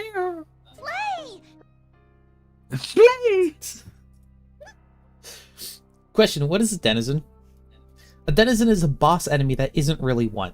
A denizen's job is basically to be the biggest asshole and shit all over your land. It will send its underlings to warp it, pollute it, destroy it, anything you want. Your role is to stop the denizen. You'll soon notice two things: that the denizen has broken stats, which make it near invulnerable, and that it doesn't actually want to fight. Now what? Well, now you start talking to it. Note, the denizen has a lot of dialogue options. It is game construct tagged with near omniscience. It is aware that it is a game abstraction and will constantly break the fourth wall. Just telling you so you don't shit your pants the first time it does that. You probably will anyway. Question, what if I just kill it instead of playing mind games with it? In case people have to repeat things twice before you understand, the denizen is near impossible to kill. You are not supposed to strife with it. In fact, if you try to attack the denizen, it'll just sigh and say that you're embarrassing yourself. Then it'll kick your ass, like tomorrow wasn't a thing. Note that an awake denizen will not kill you. It'll just shoot you halfway across your land and leave you with one sliver of health vial, but it will never kill you. When you come back, it'll ask you if you stopped throwing a tantrum. Then it'll give you a bunch more denizen quests because it was busy shitting all over your land while you took your hike back. Note, it is possible to defeat the denizen right from the get-go. You also missed the whole point of SBURB. Question, what am I supposed to do with the denizen? Denizen gives you things to do and you do them. They are called denizen quests or terraforming quests, depending on which fact you look up. Question, but he's an enemy, why would I care what it says? Imagine that you're a superhero and every morning you eat breakfast with your arch nemesis. During this breakfast, between pancakes and chocolate milk, the two of you talk casually about supervillainy and heroics. You'd say something like, well, I sure hope nobody sets the orphanage on fire, or somebody will have to do something about it. And then maybe that person will have to face challenges like having to decide who to save because that person cannot save everybody. Then you nod and just say, while you stuff your face with pancakes. This is your relationship with the denizen. It doesn't give you quests on the same basis as other game extractions. This is a really weird interpretation of denizens. I kind of like it. Go back. Like, Let me reread. The denizen is a bully. The denizen is just a bully. The denizen is a high school bully.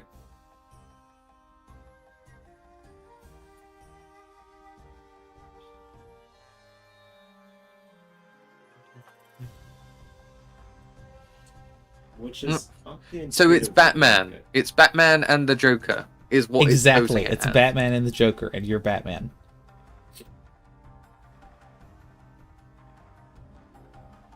I like that as a potential denizen bond, Yeah. but I want them to have their own deals, you know? I like that. I think there are definitely ways that the denizen could be a better foil for the player Uh-huh. than just Mhm. picking something to destroy and being a huge bully about it. The denizens should be a foil to the player's character. Yes. I don't think they always should, though, because think of space players. Kanaya and Jade speak very fondly of Echidna, right? Oh, right. That's fair. Okay. They can, like, players can have positive relationships with their denizen, and I think that's also, like, subverting the expectation of what a denizen should be. I think we should just aim to have each denizen sort of pose a unique relationship to the player, and then assign them to the player based on how they're playing.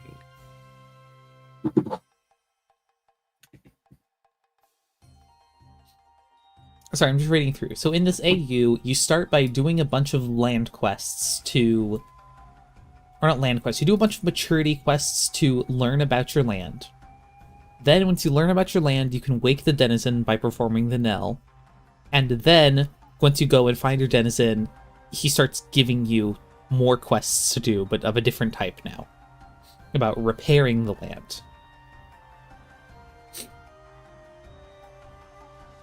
Okay, Seems about right. Question, what the hell does it want from me? The denizen wants to groom you. However, it does that in a roundabout way. It's kind of like a superfluous family member. The denizen is that uncle who throws you into a lake when you don't know how to swim and who's laughing his ass off when you crawl back on the ground. Then he buys you ice cream of the kind you don't like, and you decide to cross your arms and leer at him instead of eating the ice cream, and he loves every second of it.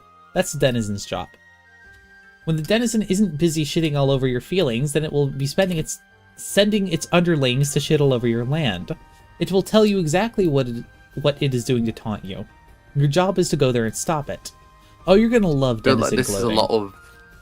I feel like this is a lot of projection from the point of view writer of this. I like that, yeah.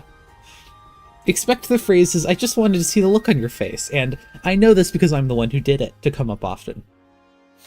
Question, is there an infinite dialogue bug with the denizen? Let me guess, you're arguing, or maybe you want me to think that you think that I think that with your denizen, aren't you? It's totally what you're doing. Stop doing that. Hi, you smell like tricks. Can you get me a glass? Static Void Cookie asks, crisp are and denizens milk. not meant to just shove the player along their quests? Being a foil mostly works as SBURB players often view it as like an RPG, so providing an obstacle is best to make you do the quest. Delegation. Well, Sure. doing so would imply that the denizen is doing more than just sending out underlings. And a lot of the denizens in SBURB, again, have very varying relationships with the players. So do I the also, relationships vary, or should the things that they do also vary? Like, so I think both. Echidna, for I example, think- kindly guides the players in the Yes. in the direction that they need to go by I think doing the that's right. denizen quests, but they still do the bad Because- stuff. Because we've got the whole politics system basically binding all imps and underlings to the denizen as their leader, right? Right. I imagine we just say that their specific faction is, they're doing different things. Echidna, for example, would ally closer with certain types of players. She, for the most part, will kindly lead people along, but otherwise, let's say you're a Caliborn type and you're just killing things willy-nilly, she might actually just try and kick your ass outright. Mm-hmm.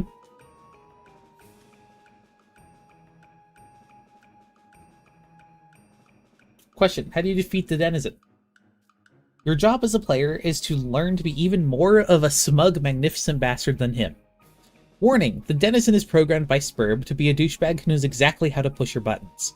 The game takes this knowledge from your head, so if you think it'll be easier to ignore the denizen's antics now that you know what's up, fat chance.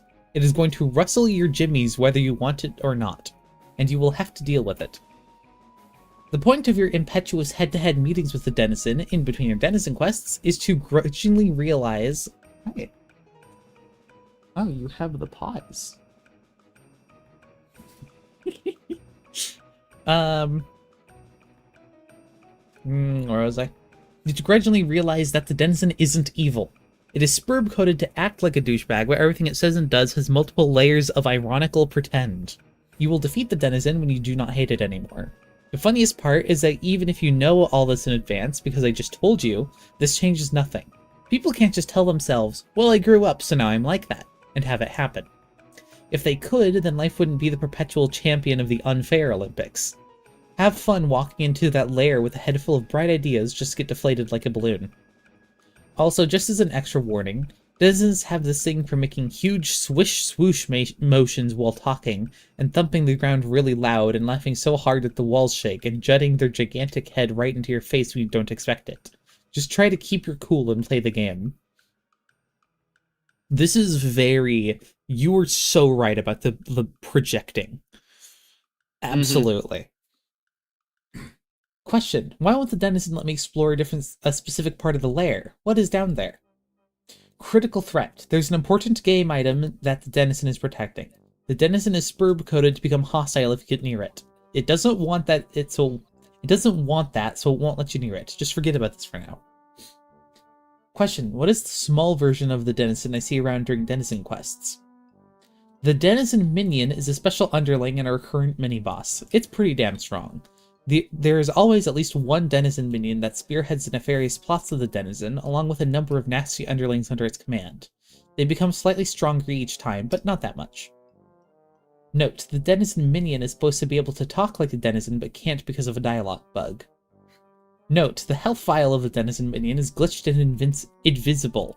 This is annoying because it has a shitload of gel viscosity. A lot of people wrongly believe at first that it is immortal, either because of a bug or because it's not meant to be killed. No, it isn't immortal. It's just hard to kill. If you aren't using frame motifs, now is a good time to start. Note, for you special people out there, no, this isn't a boss fight that you're supposed to lose. There is no such thing in SBURB. When you lose a boss fight in SBURB, you die.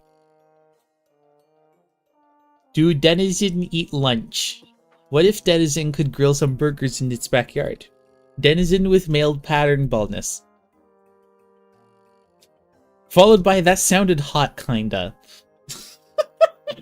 Do denizens eat lunch? You're all very special. Not that! I meant the thumping. Oh, yeah, no.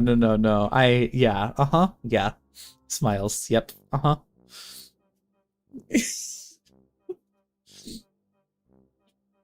come the denizen minion I killed didn't drop any grist? The dentist does that to mess with you. Just don't bring up the subject with your denizen or it's gonna mock you forever for being a crybaby that needs more grist. And please, for the love of everything, never use the words, "it's not fair" with your denizen. Question, what is the Horde? The Horde is a massive amount of grist. The quotation marks are there because it's not real grist that you can pick up and alchemize stuff with. It's some sort of weird flying liquid kind of grist. Once you defeat your denizen, it will hiss out of the entire land and then fly to Skya. Its creative potential is necessary fuel to perform the ultimate alchemy.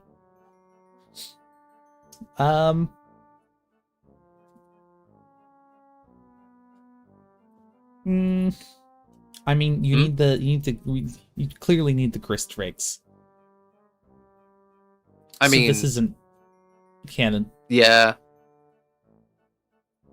Is this the section that was written before Homestuck finished? Yes, but also they did state that that building your land up is an alternate way to do it. So maybe the suggestion here is you can either get the Horde physically, or you can use a grist rig to get it through other means. Ah, okay, I like that. So you can literally just it's gonna be enough grist that you'll never have a high enough grist cap, which means that you could carry it by hand. It would just take forever. Unless you figure out shenanigans with, the grist torrent. Or you're a high enough level, generally. No, like as in it's enough grist that you won't be able to ever have that high enough grist cap. That's It's what the god tiers higher. are for. What? God tiers. God tier. You can't have infinite grist in the god tiers. I mean, if there's infinite god tiers, why not? If there's infinite god tiers. Okay, true. You could be on god tier 3 billion and then pick up the entire horde. That should Exactly. 100% You be get an it. achievement. Yeah. Question, how do you release the horde? You will release the horde at the end of your long and weary mental battle with the dysfunctional personality of your denizen. Question, and when is that going to happen? Quote, when you are ready. Just ask your denizen, it'll give you that answer. And if it pisses you off, then you're still not getting the joke. Maybe a few more denizen quests will calm your aching butt.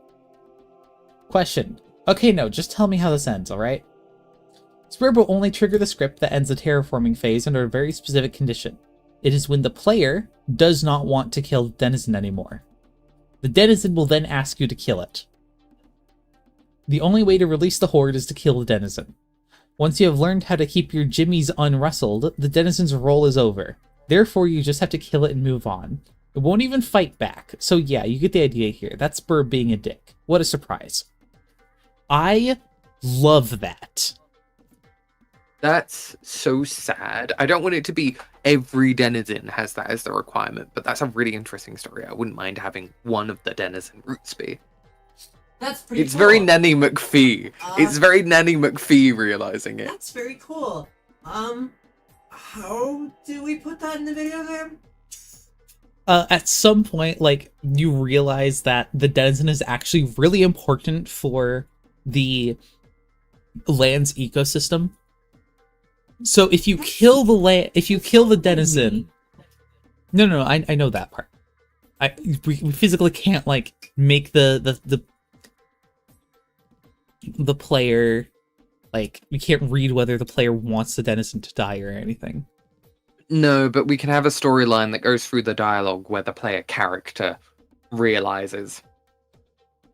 Like, or like interactions with consorts too, where they're like, "Oh man, I hate the denizen. It's too bad that they're so necessary for the land to exist. Because without the denizen, then Prospect and Durst can start also fighting over the lands. Because the only reason that they don't is because the lands are claimed by the denizen. dog has come to say hello, guys. Say hello to Dante. Hello, Dante. That was him sniffing at the microphone. Hello, baby. What's wrong? Dante may cry. Dante may cry.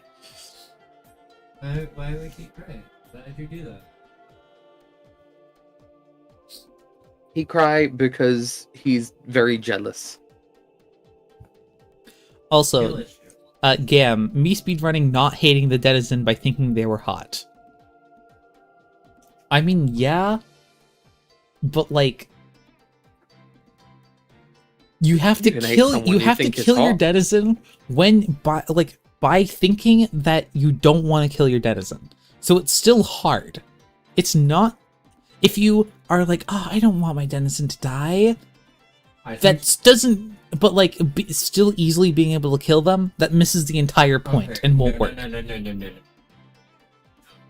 That's missing a separate that was already made, and that's that you're not going to find your denizen hot because the game predisposes you to hating it.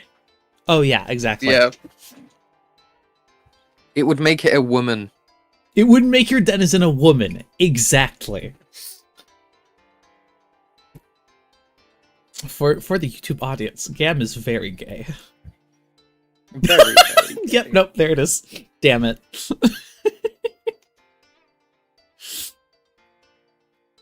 You get no weird servant husband. Awakens to bisexual.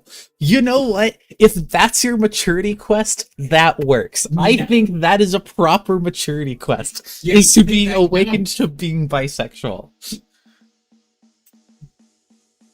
That I think My sounds like maturity a quest leads to me transing my gender. a fucked up one, but it's a maturity quest. It's only fucked up in certain contexts, you know, realizing that your sexuality is more vast than you originally depicted is not necessarily No, the same it's as not. realizing you must also be into women. Like It's one also of having them the is denizen one be of them your is growing awakening. as a person, the other one is conversion therapy. Yeah. I also have a special words about it being specifically that your awakening is the denizen who is programmed to be an asshole to you. Programmed to be an assholes because you specifically hate that type of asshole. It'll be specifically the thing you hate the most. It'll be specifically the ugliest thing that you could never Hang on, guys, actually I'm gonna possibly mute. find hot. Alright. Gam is so upset right now. Skill issue. As far as I know, the exile, hold on. Maybe you need to give it gifts and do it favors that in lore the character would grow attached. I like that. So you have to actually form a relationship with the denizen through the relationship system. You have to seduce. You have to seduce the denizen. That's definitely a type of denizen we can make. Maturity quest where you have to stop typing like Dave Strider. No comment. So a rich billionaire would be our denizen. Exactly. That is exactly a type of denizen that would be perfect in SBEPIS.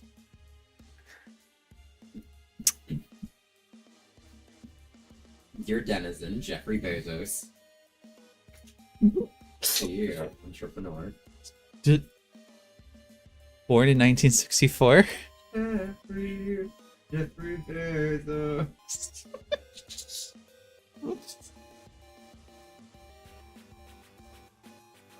I hope you're not fed up with my stupid jokes yet. There will be more, and I won't be sorry. I know the character and his name is Tyrak from the MSFPA IOR. Do you want to post that? You want to show me exactly the page you're talking about? So I'll peep that on stream. It's a name. The peeper. Wait, so the name is IOR? I can't. Little JD, your little paws are in the way of my screen. I'm so cute. Chud stuck. That's awful. Why are people like this? Okay, top ongoing favorites are currently, well, Vast Error is still on top, because of course it is. Homestuck Act Omega, which I don't think I've read.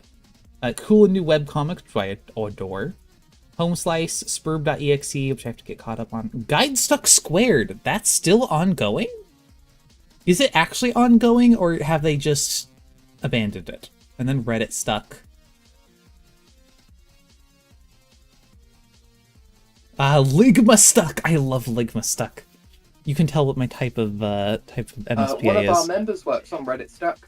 Excellent. Which one? Chris. Chris works on. Okay.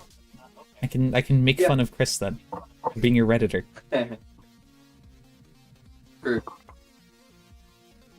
HTML and CSS thing. Oh hey, Pay That Rent. That was one of the first MSPFAs I read, and it is completely unrelated to SBURB.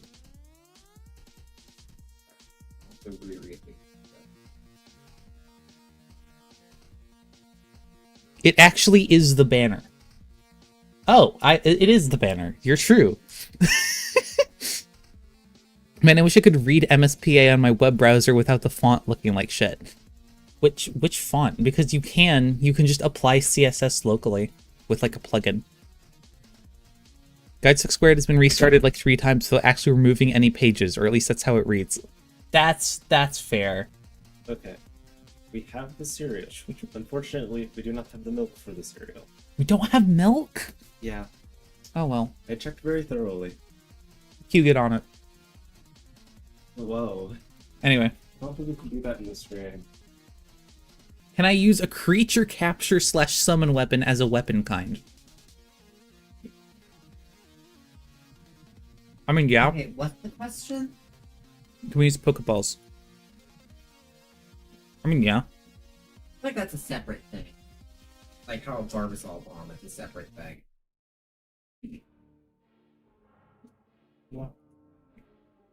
Can you view logs of things? Oh, you can view logs of Like, I things. can see where you're coming from, but I feel like it's Mm. sort of unnecessary to have a whole, like, weapon abstract, a whole, like, strife abstrata for that.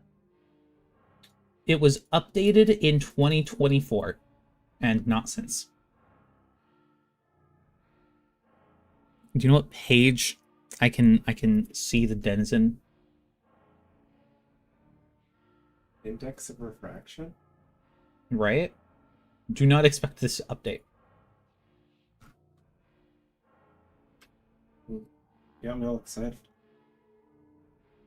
This isn't even a SBURB comic. So it's not actually a denizen, you're just talking about a specific character.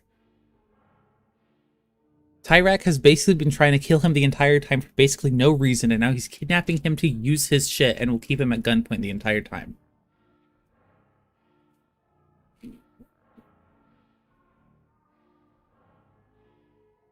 I will take your word on that. Alright. No, seriously, do I really have to kill... wait, hold on, what did we say about the denizens? We had a bunch of really good ideas. Jackalope, rewatch the stream. Oh, what do you need to know? We came up with a bunch of really good ideas for denizens. Yes. So, oh, hang on.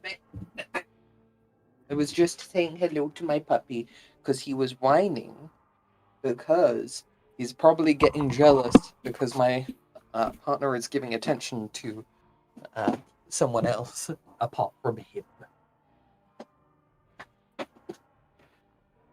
So denizens are going to be a big part of the politics system. Each of them will have their own personality and goals. This leads to them all feeling different.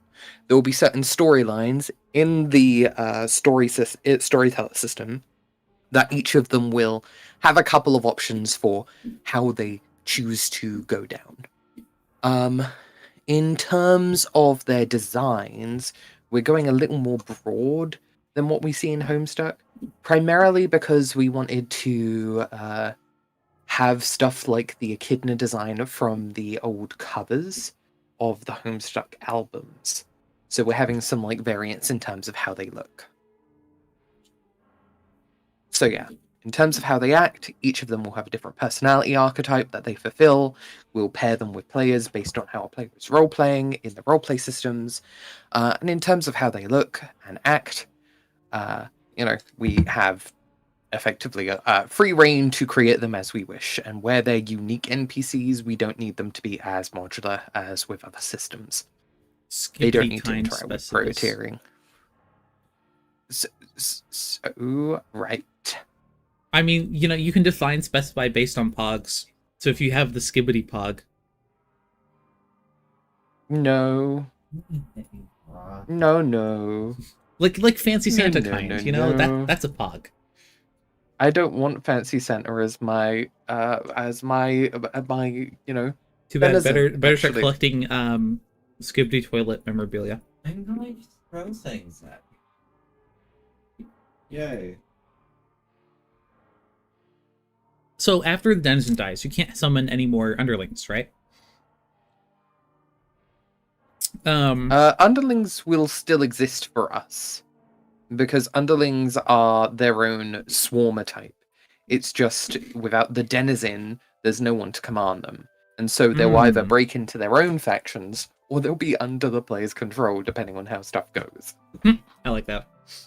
I was also thinking, I mentioned briefly that, Prospid and Durst could start fighting over your land, which is another reason why you wouldn't want to defeat your denizen too early, is because then suddenly, why are you throwing toilet paper at me? I did say I would throw things at you. I missed. You missed. Don't throw your trash at me. We lost our toilet paper privileges now. Girl, there are 3 separate rolls of toilet paper in this room. Oh wow, yeah.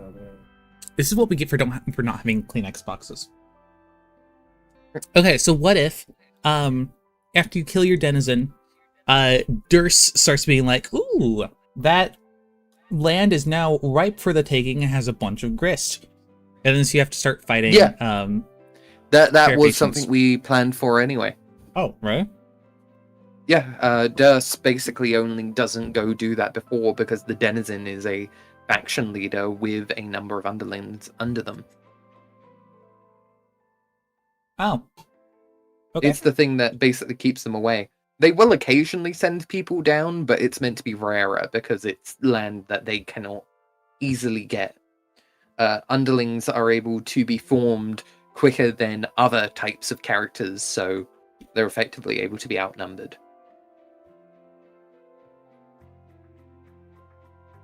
Okay, cool. Question. No, seriously, do I have to really kill it? Not that it isn't a buttlord or anything. Yes, you have to. You need to fuel the ultimate alchemy and win the game. And no, this isn't a thing where at the last second, a booming voice will yell, "Well done, you've proven yourself worthy." Denizen is an asshole and that you have to stop wanting to kill, and then you have to kill it. The horde will be released. This game event is called the Slaying of the Beast. It's what you have to do. Question. Oh hey look, I can't. Fuck that shit. It is a game abstraction. They don't really die for good. They will reincarnate in the same role next session down the line. The only way for a denizen to die is if they sit in a barren session where they can't get transferred. Then they'll try to fix it or stuff in order to survive. So they do have a concept of death, and this isn't part of it. You're just never going to see it again. Okay, yeah, that last bit didn't help. Just forget the last part and get on with it. The game must go on. That's not bad. Question. I just killed my denizen, but... Yes, we know. Question. What's even the point now? Because wow, I sure can't wait to see what's next in this fantastic game. Kids and fun, oh boy. Your denizen told you before the deed. There's something belonging to you deep in the denizen's lair. An instrument. It said you'll need it now that you're on your own. This isn't a thing that stopped being true. Just go down there and pick up your land instrument. Go outside and play it. The song will wake the land. I guess that makes me feel a bit better. What now? This shit you just went through means you've officially concluded the early part of the game. Now that you have reclaimed your land and awakened it, you enter the next phase of the game called the Savior of the Waking World. By the way, that's you. Keep your land instrument with you. It's a very important game thing. It has a unique code like your sprite pendant, so don't lose it. What comes next is that you play your land instrument and your land will whisper to you what's wrong with it. Your land has been left sick now that the influence of the denizen is gone. You have to perform planet healer quests to fix it. For example, releasing the horde has opened these really huge geysers on your land, which lead deep into caverns full of baddies that you have to kill to close up. You also have to deal with stuff like plague outbreaks and flowers spreading everywhere. You have a lot of irons in the fire to cauterize the land with. On top of this, you'll have to watch out for the underlings. The underlings are going nuts because they lost their leader. They'll spawn as mobs and go on rampages. More shit to deal with. Lastly, you might have noticed that things went a little crazy when you play the land instrument and woke the land. You'll find that the entire landscape of your land has changed, twisted around on itself. In short, it's an entirely new world map. Have fun. That's fucked. Yeah, that's fucked. I like it. Mm-hmm. Question. What if I'm still bummed about the whole denizen thing? Nobody can forget their first denizen. But let's just put that on a table where you can both see it and then flip the table out of the way. There, much better. Question. What is the denizen vault that people fawn about? The vault is a hidden/incomplete feature that shouldn't be confused with the horde. The denizen vault is a hidden area which conceals a huge amount of actual grist that you can pick up. It is buried under the denizen layer. It is enclosed by indestructible walls. It is a single locked door.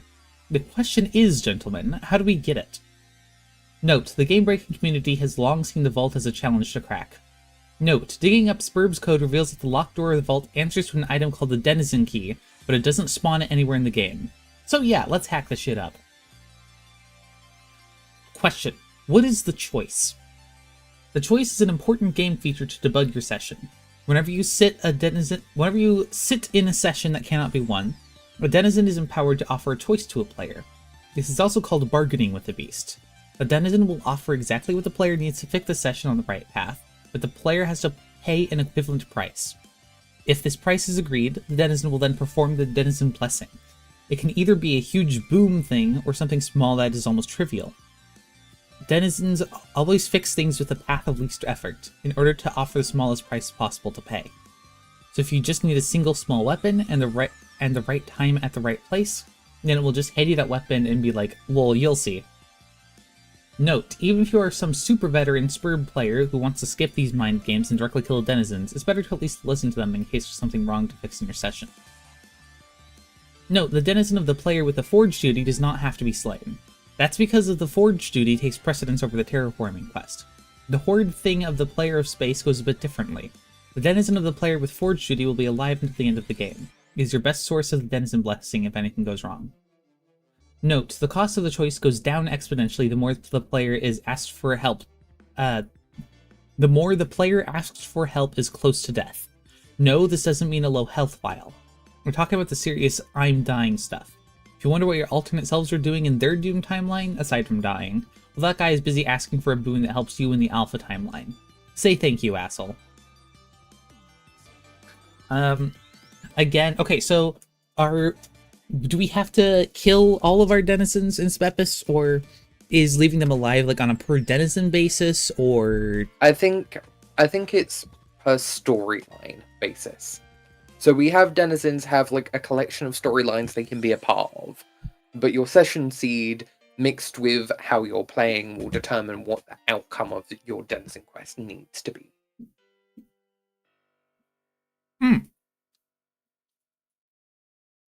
That's the main thing. Random Folk says. What if the denizen quest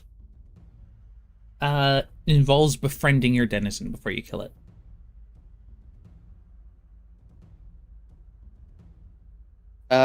Then it involves befriending it before you kill it. But if you don't do that, it changes you to another one of the available paths. Okay. Wait, they can literally see the code in story. Yes. They cannot change it, though. This is to give you the key in of Denizen Vault. That would be quirky. No, it doesn't matter for SBEPIS though, because we don't have a Denizen Vault. We just have the Horde.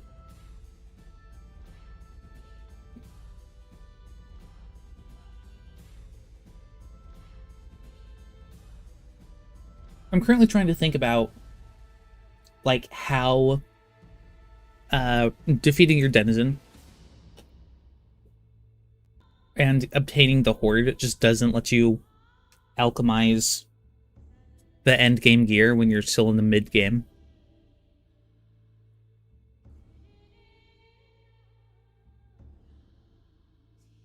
Most likely because you haven't gotten the stuff to actually put into alchemy, or there's some part of alchemy that you're missing. Oh, grist You've got caps. the resources, but you don't have the stuff. And also grist caps. Just because you have a giant supply of grist doesn't mean you can actually use it at once. Might also be that there's types of grists that need to be alchemized themselves. Mm-hmm. And we've already got a bit of that in the grist kiln and making glazes. Will SBEPIS have achievements? If so, what are some ideas you have for them? We've already talked about this bunch, but their achievements are... We have two different types of achievements. We have like the Steam achievements where you just like unlock them on any playthrough, and then it gives you like a decorative thing for your exile terminal. And then we have the Kitty Camper Handy Sash, which are a different form of achievements that are per run, but they persist throughout all timelines in the same run. They effectively look for things that you are doing, and they give you permanent bonuses as a result for doing said things. So Kill X amount of Dursite agents, and you get a little bonus damage to Dursite agents. And when you unlock these, they unlock how far in the god tiers you're able to go. So effectively, the more of these you have, the higher power of god you can become. Oh, I forgot about that. Yeah.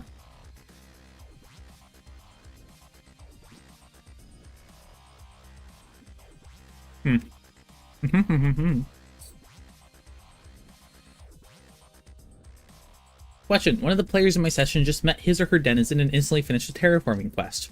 What the butt? Did the denizen just keel over? Pretty much, yeah. This happens if the player that visits the denizen is a serious pacifist. The game will automatically identify that the player does not want to kill the denizen at all and will initiate the slaying of the beast. Note, I respect people who want to challenge themselves with alternate ways to play SBURB, I really do. But don't try to do a pacifist run in my session. Oh boy, does it make me mad. Also, the achievement thing is a myth. Besides, you shouldn't even bother trying a pacifist run, unless you have the very specific titles aspects that can make it work. Collect X amount of grist to get a 1.5 grist multiplier for all grist you collect. I feel like that's a bit too, like, mechanically advantageous in specific, but, like, stuff kind of like that, yeah. I mean, here's the thing. We could also make that just a thing anyway, and if it's for all players are going to collect a certain amount of grist by a certain point, so it just lets us create a threshold for changing how you gain grist. It lets us effectively change the curve, which lets us balance gear differently. I don't mind that one, but okay. It would have to be picked very carefully.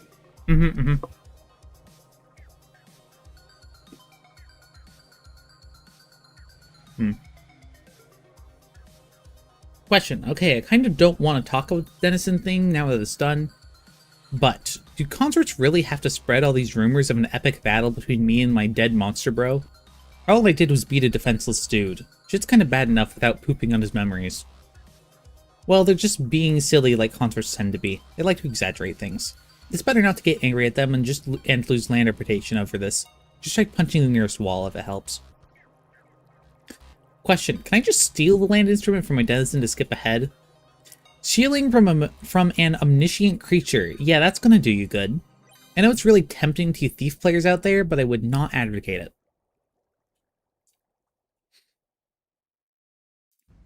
Okay. The entire mid game is offline. So if we want to futz around with land healing quests, we're gonna have like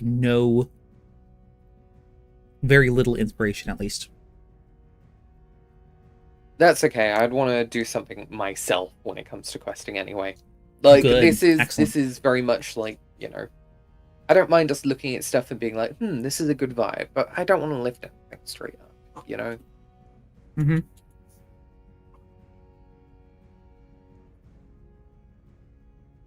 That's okay, because we now get to one of my favorite parts, just in terms of quirkiness. The Earthsea Borealis. Alright, so the Earthsea Borealis thing is pretty stupid. Remember when you finished terraforming and you had to deal with your denizen? It's pretty much the same stunt. SBURB likes to throw you a curveball at the end of major arcs of land quests. Technically, the term Earthsea Borealis is just the name of the location. Facts use the term to refer to the sequence of events that concludes the Savior of the Waking World arc. So that means if you get another fake boss battle that is a piss-poor excuse for a Sudoku-flavored traumatic brainfuck. Yeah. I mean, sure, by that point you're pretty used to SBURB being bats up the belfry crazy. You defeated your denizen, and it was stupid, but now you know what's up in the game world. You've adapted to things being this stupid. It pretty much flows through you. If you'd cut open your veins, blood wouldn't come out anymore. No, the typed up words, "this is stupid," would flow out, because at this point you're pretty much made up of stuff. You're past caring how stupid all of this is. You've got things to do. You've got a game to win, and you're all out of shrugs. But the Earthsea Borealis thing is still going to be stupid. Question. What is the Earthsea Borealis anyway? It's a floating island. Question. How do you get up there anyway? Oh man, I hate this part. See, you have to do a bunch of quests that allow you to reach the island, and you can't trigger the boss fight if you don't do them. If you do sequence breaking to skip ahead, it'll be a colossal waste of time. I know that because it's what I did. I spent 2 months trying to prepare the perfect stunt so I could perform the sweetest acrobatic bike flip and land snugly on my floating island. Okay, so I almost died a few times, and I died for real one time, but that's another story, and then I managed to land on the floating island, and it was boring. No boss fight or anything, just a bunch of rocks, and they were doing the Harry Houdini up in the sky instead of chilling on the ground. But I just stood there and put my hands in my pocket and pretended I was cool. But I wasn't. You have to follow the end of arc events in the right sequence, starting from when the island first appears. This is stupid. Questions: when exactly does this end of arc stuff begin? Well, that's the thing, you can't really know for sure. It's like a sudden change of mood in the game, and it always catches people off guard. Basically, it follows the same pattern as the terraforming arc. During terraforming, you had to grind on an infinite amount of quests until you reach some kind of arbitrary maturity trigger, and then you slay your denizen and move to the next arc. The game pulls the same stunt again. The savior of the waking world is just an infinite amount of quests where you have to save stuff that is going wrong. Then the Earthsea Borealis happens and you transition to the next story arc. It's a pretty basic formula. Quests are generated out of a big pool, you grind on them until you reach X maturity parameter, end of arc / boss fight / mindfuck, transition to new arc, new status quota challenge, return to first step. Some facts call this formula the changing game, but that's just unimportant game theory. The important part is that you just grind on quests till you're done. That's all there is to it. I'm not sure what the ending trigger for Savior of the Waking World, but it's not like it matters that much. I think it's something stupid like when you don't care if this adventure would go on forever. Anyway, that's when things are about to get hella weird. That's your Earthsea Borealis for you, ruining all your shit like a birthday party where nobody came. That's the changing game. Questions: what happens when this arc ends? Okay, picture this. You've been roaming around your land for a good and you know every corner of it. You're ragged and dirty, saving stuff left and right like a goddamn cartoon hero, and you don't even care anymore. You're beaten up and smiling about it. You've got this land business under control. How come nobody told you that being a real estate investor was so simple? You can practically write a business book on land ownership. First you slay the terrible monster who rules land, and then you go on a magical adventure to heal it. Yep, this is exactly how business investment works. You are so into this. So one day, after a big adventure full of this is stupid, you collapse in the middle of a big field while looking at the sky, and you grin like an idiot and you don't even know why, and that's when shit gets weird. You hear a familiar sound you never expected to hear again. It's the fucking knell. The same knell that you performed a long time ago when you claimed this role as your own. Except you're not the one doing it, and I don't know why, but everybody understands this naturally what it means. Someone is challenging you for ownership of the land. So like just a moment prior, you were cooking up all the hard-boiled feelings in the world, and now you're like, oh god, what kind of stunt is this?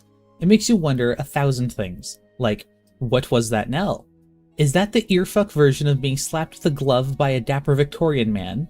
Since when are people allowed to challenge you? Who is challenging you? Is it one of your friends? Isn't it against the bro code to take someone's planet? I mean, I guess you could borrow someone's bike for a stunt or two. That's kind of borderline, but sure, why not? But you can't just waltz in and be like, sup bro, nice planet, and then borrow it indefinitely like a jar of Nutella that you return empty later on. But that's just unconscionable, man. But nope, it's not another player that you have to duel. It's some game construct called the goddamn Nightmare Air or something. It's a copy-pasted version of the code for creating dream cells, but slightly tweaked into a total nut job. You have to clash with it on the Earthsea Borealis, but that's not really a fight. It's just another Sudoku with your feelings. Even your this is stupid blood type can't prepare you for that. Statement. There's no floating island on my land, dude. I know my stuff. I'm a real estate entrepreneur. I can practically write a book on the subject. Oh yeah, some people get confused over that. The floating island appears at the end of the arc. Until then, the chunk of land that becomes the Earthsea Borealis is inert on the ground. It's normal if your land doesn't have anything flying around it at first. You can set phasers to chill out. It just means that later, a chunk of content will be all like, fuck gravity, and become the next boss area. If you want to be hardcore, you can find the Earthsea Borealis area before that happens. It can look like anything, so there's no physical pointer, but there's a trick. The battleground has an abnormally high land growth factor, so you just have to drill a bunch of holes and look for the spot that heals really freaking fast.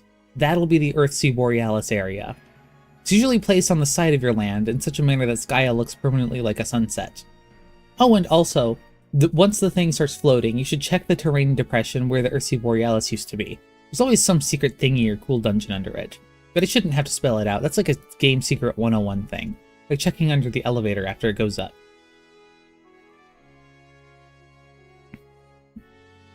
Who wrote this? Maybe we could update them if we show them we like it. This hasn't been written in since 2013. This is 14 years old. With these fixes, it kind of implies SBURB is a game people play multiple times. Can't but wonder how one experiences a self-contained time loop about growing up multiple times. Good question. Yeah, the gimmick of the replay value AU is that when you finish SBURB, it just sticks you into another game of SBURB. I would want my land to have a cool ring. You are so true. It could happen still. I'm not sure if the person is interested. I would have think they would have written something in the past 13 years. Alright, question. I heard the knell, but there's no bunch of rocks doing the Harry Houdini up in the sky. Where's my island, dude?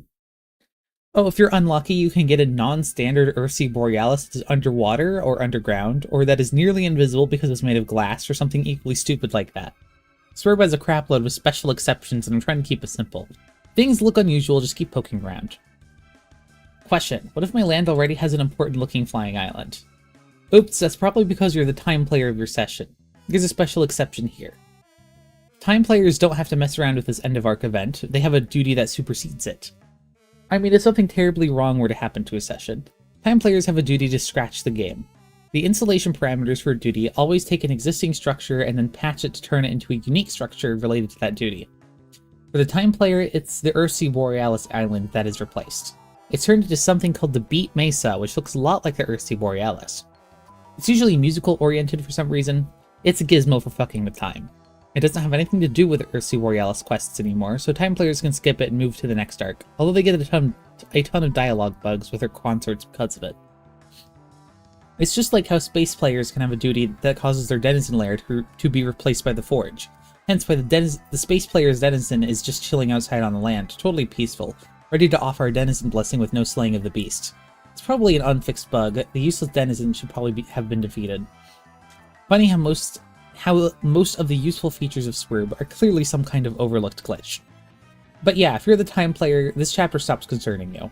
You get a floating island, but it's used for something else. Don't worry, you're not missing on anything. Time players have to deal with their own death enough times already. Expedition.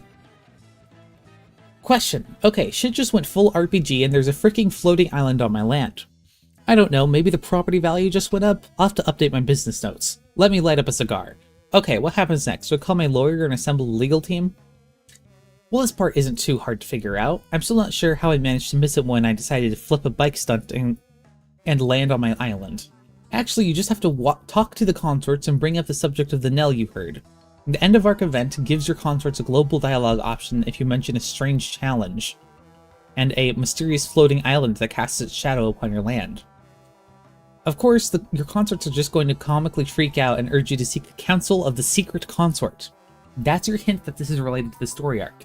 You always have to go back to the secret consort to hear cryptic advices and prophecies on how to save the world.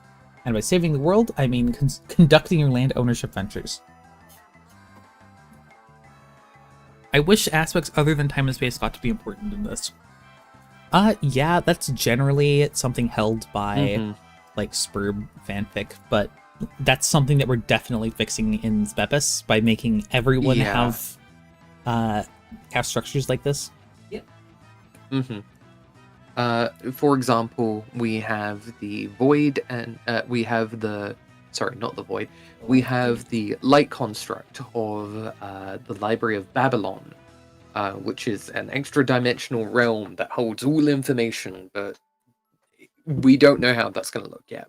We also have the Elixir for Life players, which is a different win state, where instead of winning the game by entering a new universe, you instead lock yourself in the game and revive your old dead universe, sending new life from your own creation into the past. So, your world where the exiles are, they will see it regrown into a new space for a new life form. Then you have Doom players who instead get a book. The Tidalaf book, but we are calling it something else, I believe. Tidalaf. I think it's the call. They get the book. The Call.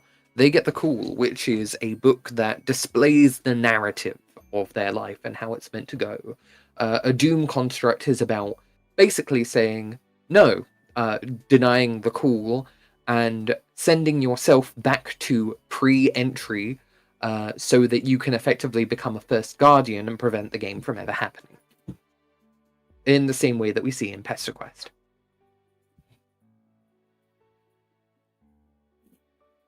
I would Sorry, Friend Sim. This is so cool. I can't wait for this to be done in 15 years. Right? I would like for each. It can't be 50% done in 15 years. 5%. 5%. I would like a way on each axis to actually make the Genesis Frog, considering that's like the way you're supposed to win. So on each axis there's. I don't know if I want it to be the Genesis Frog though, because the whole reason that we did the Call and the Revival for the Life and Doom is because we wanted different kinds of win states for each of them. Like, time isn't about the Genesis Frog, it's related to the Genesis Frog. Both time and space both help each other a lot when it comes to the creation of the Genesis Frog through ectobiology, but they're effectively different ways that the game can end. You can either scratch and enter a new universe created from your universe's information, or you can create a new universe altogether. Effectively, the Revival and the Call are two different ways of effectively turning back to your dead world and deciding what to do with it. Either changing fate or bringing back new life. Okay, so essentially the space player is the only one that like makes a new universe, the point of SBURB, and all the others just take your old universe, freshen it up a little, and pump it back in. Not necessarily all of them. I imagine it's different for each aspect pair. Like, Light and Void, I struggled to see either of them as either reviving the old universe or stepping into a new universe. Light and Void, to me, strike me as types to kind of make the game itself into a new home. But it's not... The point of SBURB isn't just a new home for the players. It's about, like, the reproduction of the universes. Well, I don't know about that, because it's about growing up, and it is the hero's journey. So there is, like, the final part of the hero's journey, which is the return to, the world. Returning with the elixir, literally. Exactly. So That's what it's I called. imagine That's why it's... we called it that. I don't think it's necessarily the point of all of them. We have the room to expand in different areas, We can say these are all equally important, it's just the ones that we see go down a specific route. And I really want to do that because I don't want time and space to be the most important aspects. Because if you have a group that has more than 2 players, you're effectively going to have the 2 main people and everyone else. Yeah, that was kind of my problem. That's why I said each. That's why I said that each aspect pair should have one way to make a new universe and one way to restart your universe. Because to me, SBURB is about it's the reproduction organ of universes, and the reason why it causes you to have a coming of age story is to prepare you to guide the new universe. Each universe births new universes and the guardians of those universes. So here's the thing, I actually see Life and Doom as kind of inverted then, because Doom is about the denial of the Call. You are effectively going back with your powers to an old universe, right? And you are becoming something more powerful as a result. I don't think that's closer to the scratch. I think that's actually closer to, like, creating a new universe for yourself, because you're changing the rules effectively of a universe that you once existed in. You effectively redefine it. It's no longer your old planet that's important, because you've come back. You can't touch that place again, because doing so would change the fate of it. You have to make a new universe in that old universe with the stuff you can do now. The thing about So you have to go back into your old Genesis Frog universe and create a new and birth a new frog inside of your regular universe by no I longer think being in you just- SBURB? I think you just move SBURB to a different planet, and you make sure that planet is able to play it. You Okay, shut the that's responsibility definitely onto someone scratch else. material. Okay, JD. Mhm. So the choice And with life the is more about call the and creation of elixir something new. that we decided on is that they're both responses to doom. hmm Using the elixir, you doom yourself in order to give life to others. But by refusing the call, you ensure your own life while dooming everything else. hmm It's an interplay between life and doom. I think as well, though, in order to, make sure something can come from that in terms of gameplay, we can say the responsibility is then moved on to a different planet. Yeah. SBURB will happen no matter what, but your section of the universe remains. Okay, Doom that is a inherently scratch. about responsibility. hmm Exactly. It's just a spatial scratch rather than a time-based scratch. Yeah, I mean, all the timelines exist within the same universe, like within the same frog. hmm Like pre-scratch and post-scratch are still in the same entity. It's just they're different parts of it. Yeah. And then the Incipospheres are outside of it altogether, hmm for some reason. Question mark. I also find it interesting that they say, like, your universe is destroyed, when technically all you know for sure is your home was destroyed. The meteorites aren't seen everywhere in space forever. They hit the planet of the people that play it. No, the time energy is what destroys your universe. That makes sense. That makes sense. But also, like, it couldn't really destroy your old universe because it probably just destroys your session. And your universe keeps existing, because otherwise you would have, like, a bunch of scratches from a bunch of different sessions. hmm I mean, I think that's fine. It's just, you could say they're not really able to interact with each other very easily. It's that idea of, like, we might end up not being the only people that live in space, right? But because of the sheer amount of distance in space, there's a great chance that the reason we haven't had contact from anyone is because the distance is too great, Mhm. right? Isolated voids.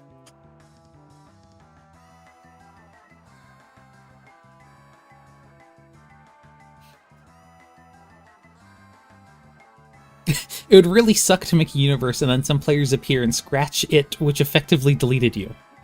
Well, not really, because if you scratch the universe, then it just redoes the timeline so that you instead enter the new scratched universe instead. I feel like part of the whole Yeah, point a of scratch denying wouldn't the call is that it isn't inherently a scratch because it breaks the cycle of SBURB. Like I said, kind of it agree. ensures your life while dooming everything else. Having a I don't think SBURB it would- construct that Destroys everything. having a SBURB construct that destroys, like, that upsets the homeostasis of SBURB does not make a lot of sense. If No. a player does I- that, You're not supposed to deny the call. yeah, You're supposed to fulfill your hero's journey. that's fine, but that can't be, like, the thing that SBURB provides for you to do. Mhm. I mean, okay, so you can you can do the thing that SBURB intends for you to do, but if you don't do that, that's like a separate thing that you do, but SBURB does not inherently plan for that. I don't like the idea that it doesn't plan for it. SBURB is meant to be like this omniscient reproductive cycle. I like the idea that you effectively make a selfish choice, you do deny the hero's call, And the response would have been everything is doomed. But because SBURB is something that cannot end, it is paradoxically always present, and your origin is from that game, I imagine it has a means of dealing with that. So you effectively exist in an offshoot reality where it is all doomed, but something still happens. Yeah. I But kind of see it something's- like Calliope and Caliborn exist on the dead Earth, right? Right. Long after the world ended due to an apocalypse, right? Right. See I Hitler's imagine- water apocalypse. I imagine, in the case of a universe that has denied the call, right? You end up with a scenario where somewhere else in the universe, not your home planet necessarily, but somewhere in that universe, another type of session will end up being born. Maybe that's, effectively where we see certain types of sessions come from. Okay. Again, this sounds closer to scratching than birthing. That's fine. Like, cause yeah, okay. So this is the scratch thing because you do something, you provide another session. So essentially, the two differences are providing a new session within your frog, that's what scratching does, or birthing a new frog to make more sessions. I don't know if it always needs to be a frog, because remember, the life one does not make a new universe. It locks you out of your old universe and sends life back to it and revives your old universe. Effectively, That dooming also you, sounds like a but- scratch. The whole I mean, point of, it's not, though, 'cause that's, like, whole new life Axis forms. is that by default, it is intended to be rail. I don't like Railroady.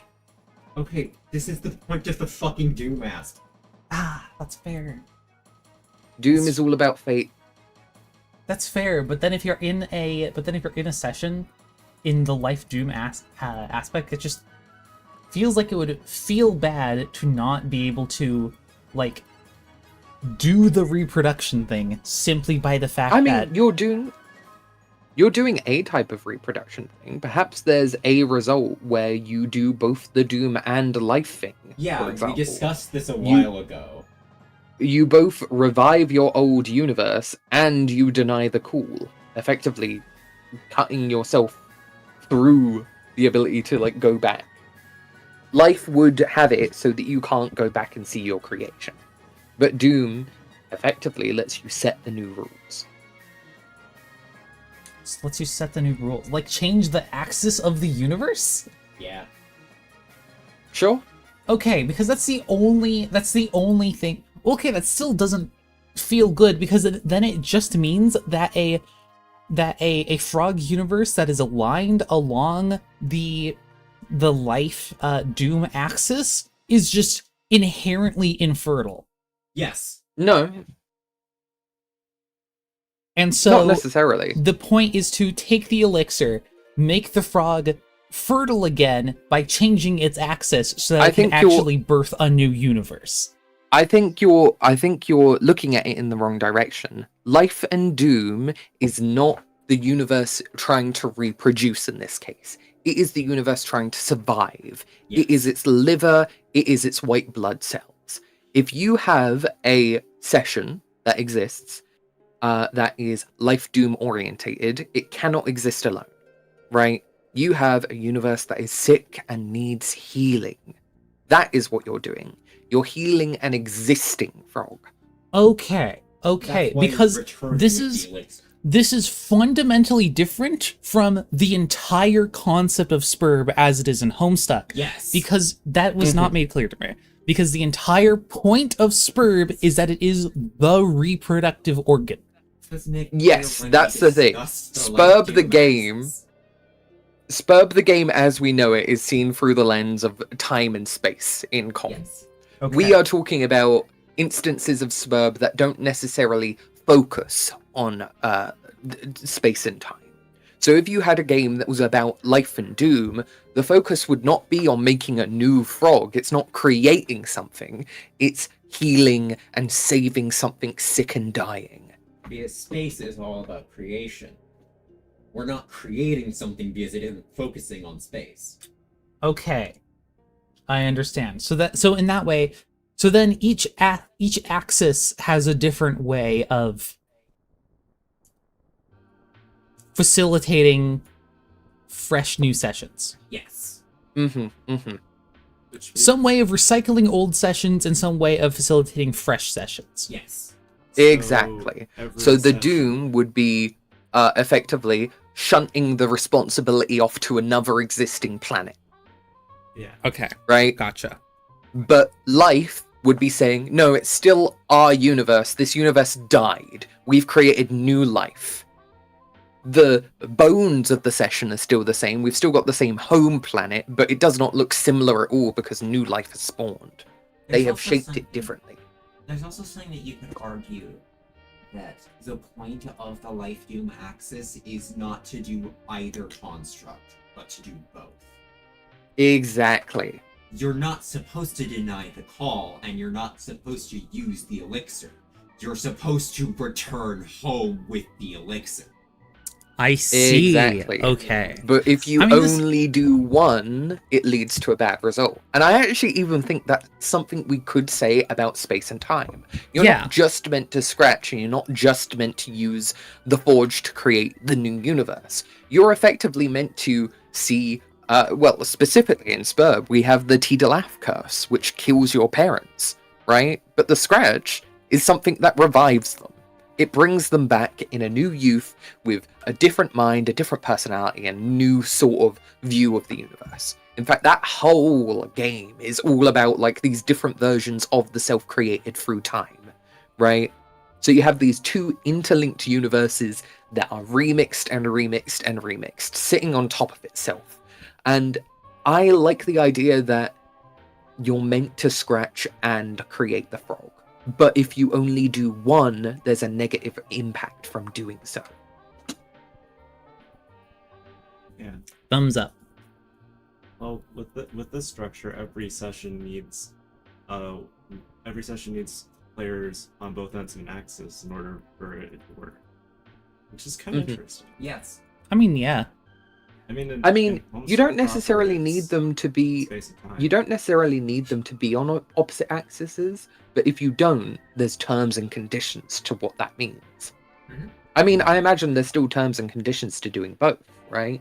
If you both return home with the elixir, and that means you have completed the Doom and the life quest, the terms and conditions there are you are effectively allowing yourself to be bound by fate, right? You now have accepted a responsibility that you cannot put down. And this will inevitably, because of how SBURB works, be your demise. It might be for the best reasons on Earth that you took this responsibility, but you were effectively a god that will fall.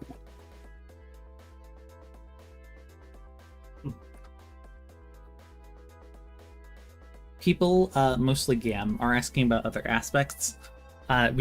These are just the aspects that we first thought of when we came up with the idea of having Mhm. multiple axes in the first place. It was like, hey, other what if we axes did are- such and such thing, and then it was immediately followed by, ooh, for this and this such and such axis, we could have this. It was in the moment inspiration. We just haven't thought about the other ones yet. Mhm. We have a couple that we spoke about, specifically Light with the Library of Babylon, in which you create effectively a new form of universal constant. You mark your knowledge of the universe into every existence, and therefore it has a chance to appear elsewhere. You're not necessarily just, making sure you win and survive, but you are saying that you exist and you will always exist. Whereas Void is about keeping things obfuscated, keeping things safe. So, you might disappear if you only do the Void, and you might end up dying if you only do Light. But if you do both, you will exist, you will be known, and you will be safe. But that doesn't necessarily mean you will be safe forever. I do probably I have an imagine- idea for how you could work out a light void axis, but I'm still sort of formulating it myself. I know Mhm. so we have, you mentioned the Light has the Library of Babel, and Mhm. before we stated about the the bar at the end of the universe, hmm where you get so drunk that reality ceases to be the So same when you silly. exit. I wasn't fully like sold on the idea I put forward, to be clear, for that one. I just was like, void is, it looks at alcohol as an obfuscation, as like an object that represents obfuscation, right? Yeah. You lose yourself in it Not and to it. You considered lose that. memories. But like, I don't know if I want that to necessarily be literally you drink something and lose yourself. Yeah. I mostly was, coming up with ideas at the point. I like pumpkin beer. I like the idea that its result is stuff like pumpkins, though. What pumpkin? Mm-hmm. Hypothetically, we could have the Axis like work on discovery. That's why I want it to be the Library of Babel. It's not just discovery, though. It's also like importance, right? To be bound to light is to be bound to something of great import. This might be wealth, this might be knowledge, this might be like, luck or chance. But the whole thing with light is that it is here, it is bright, it is in your face, and it matters. So the Library of Babel is this kind of space that has everything, and finding something that matters in it is really fucking difficult, because most of it is gibberish. So you need something to help you traverse the Library of Babel, or you will never find what you are looking for. I like that a lot. That's good. Oh, right. It's a library that contains every book. I love libraries. But in this case, that contain every book. It's not just every book, it's every object, it's a museum, it's like, it's everything in this space. And I think we can literally just like randomly generate objects with the alchemy system and fill its halls with that. I love how I initially started SBEPIS as a project that could like completely represent my headspace, and we ended up with a project that could completely represent yours. Yeah. Mm. Technically speaking, it can represent anything. No, it's Within reason. All right. If I'm not careful, we'll be able to represent everything. All right, shall I go back to reading questions? I want to finish this page and then probably call it because it's been like 3 hours. Before you do that, though, we just got a question. So are you going to be picking a specific access you need to have both players for during a session creation or what? Yes, but that's not done by the players. That's done by a mixture of your session seed and how you end up playing. Because we effectively don't let players pick their god tiers unless they're turning on non-core sessions. You're effectively assigned a god tier based on how you play in the pre-entry and early game. So effectively, your axis is partly decided by your session seed and partly decided by how you play.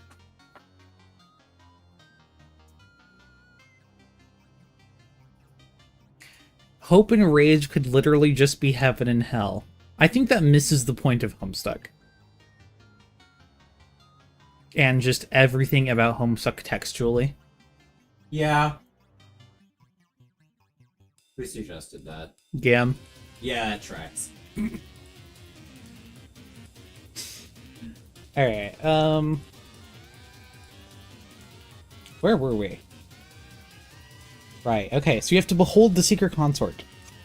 Consulting the secret consort won't... talking muted.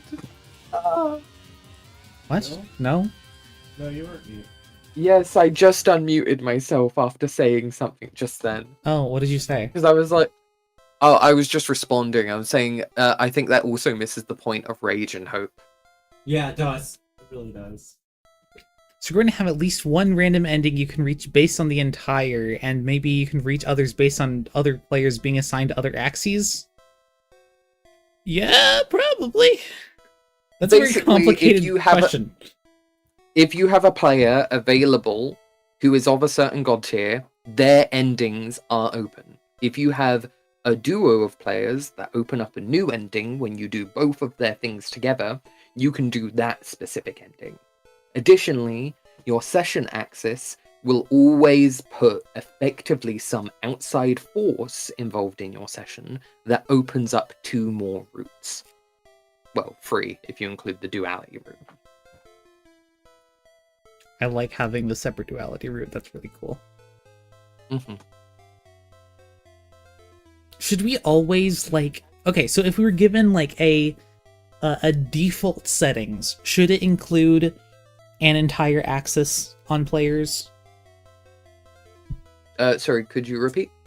So by default settings, so, you know, random axis, random, or I guess determined, like generated class specs, would we always include both sides of the chosen axis as players? I So think that way we would they always can include, do... I think we would always include at least one, and if not, we would give them the means of creating the other through the Scratch equivalent.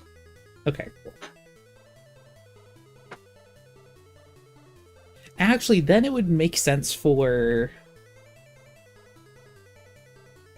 Okay, new idea. All of the all of the constructs can effectively scratch. Okay? Only All of them? Only the duality can effectively win and create the new universe. So You know only what? I don't mind that, scratching because- and forging can create the new universe, right? Yeah, here's the thing. I don't mind that, specifically because the before us trolls don't create the Genesis frog, they just scratch. And the trolls after them don't scratch, they only mess with the Genesis frog. Mm-hmm. And you could technically say that the fact that they make the Genesis frog and it is, you know, cancerous in nature, that is effectively them having a new group of players enter into the game other than them. They cannot win, but another group can.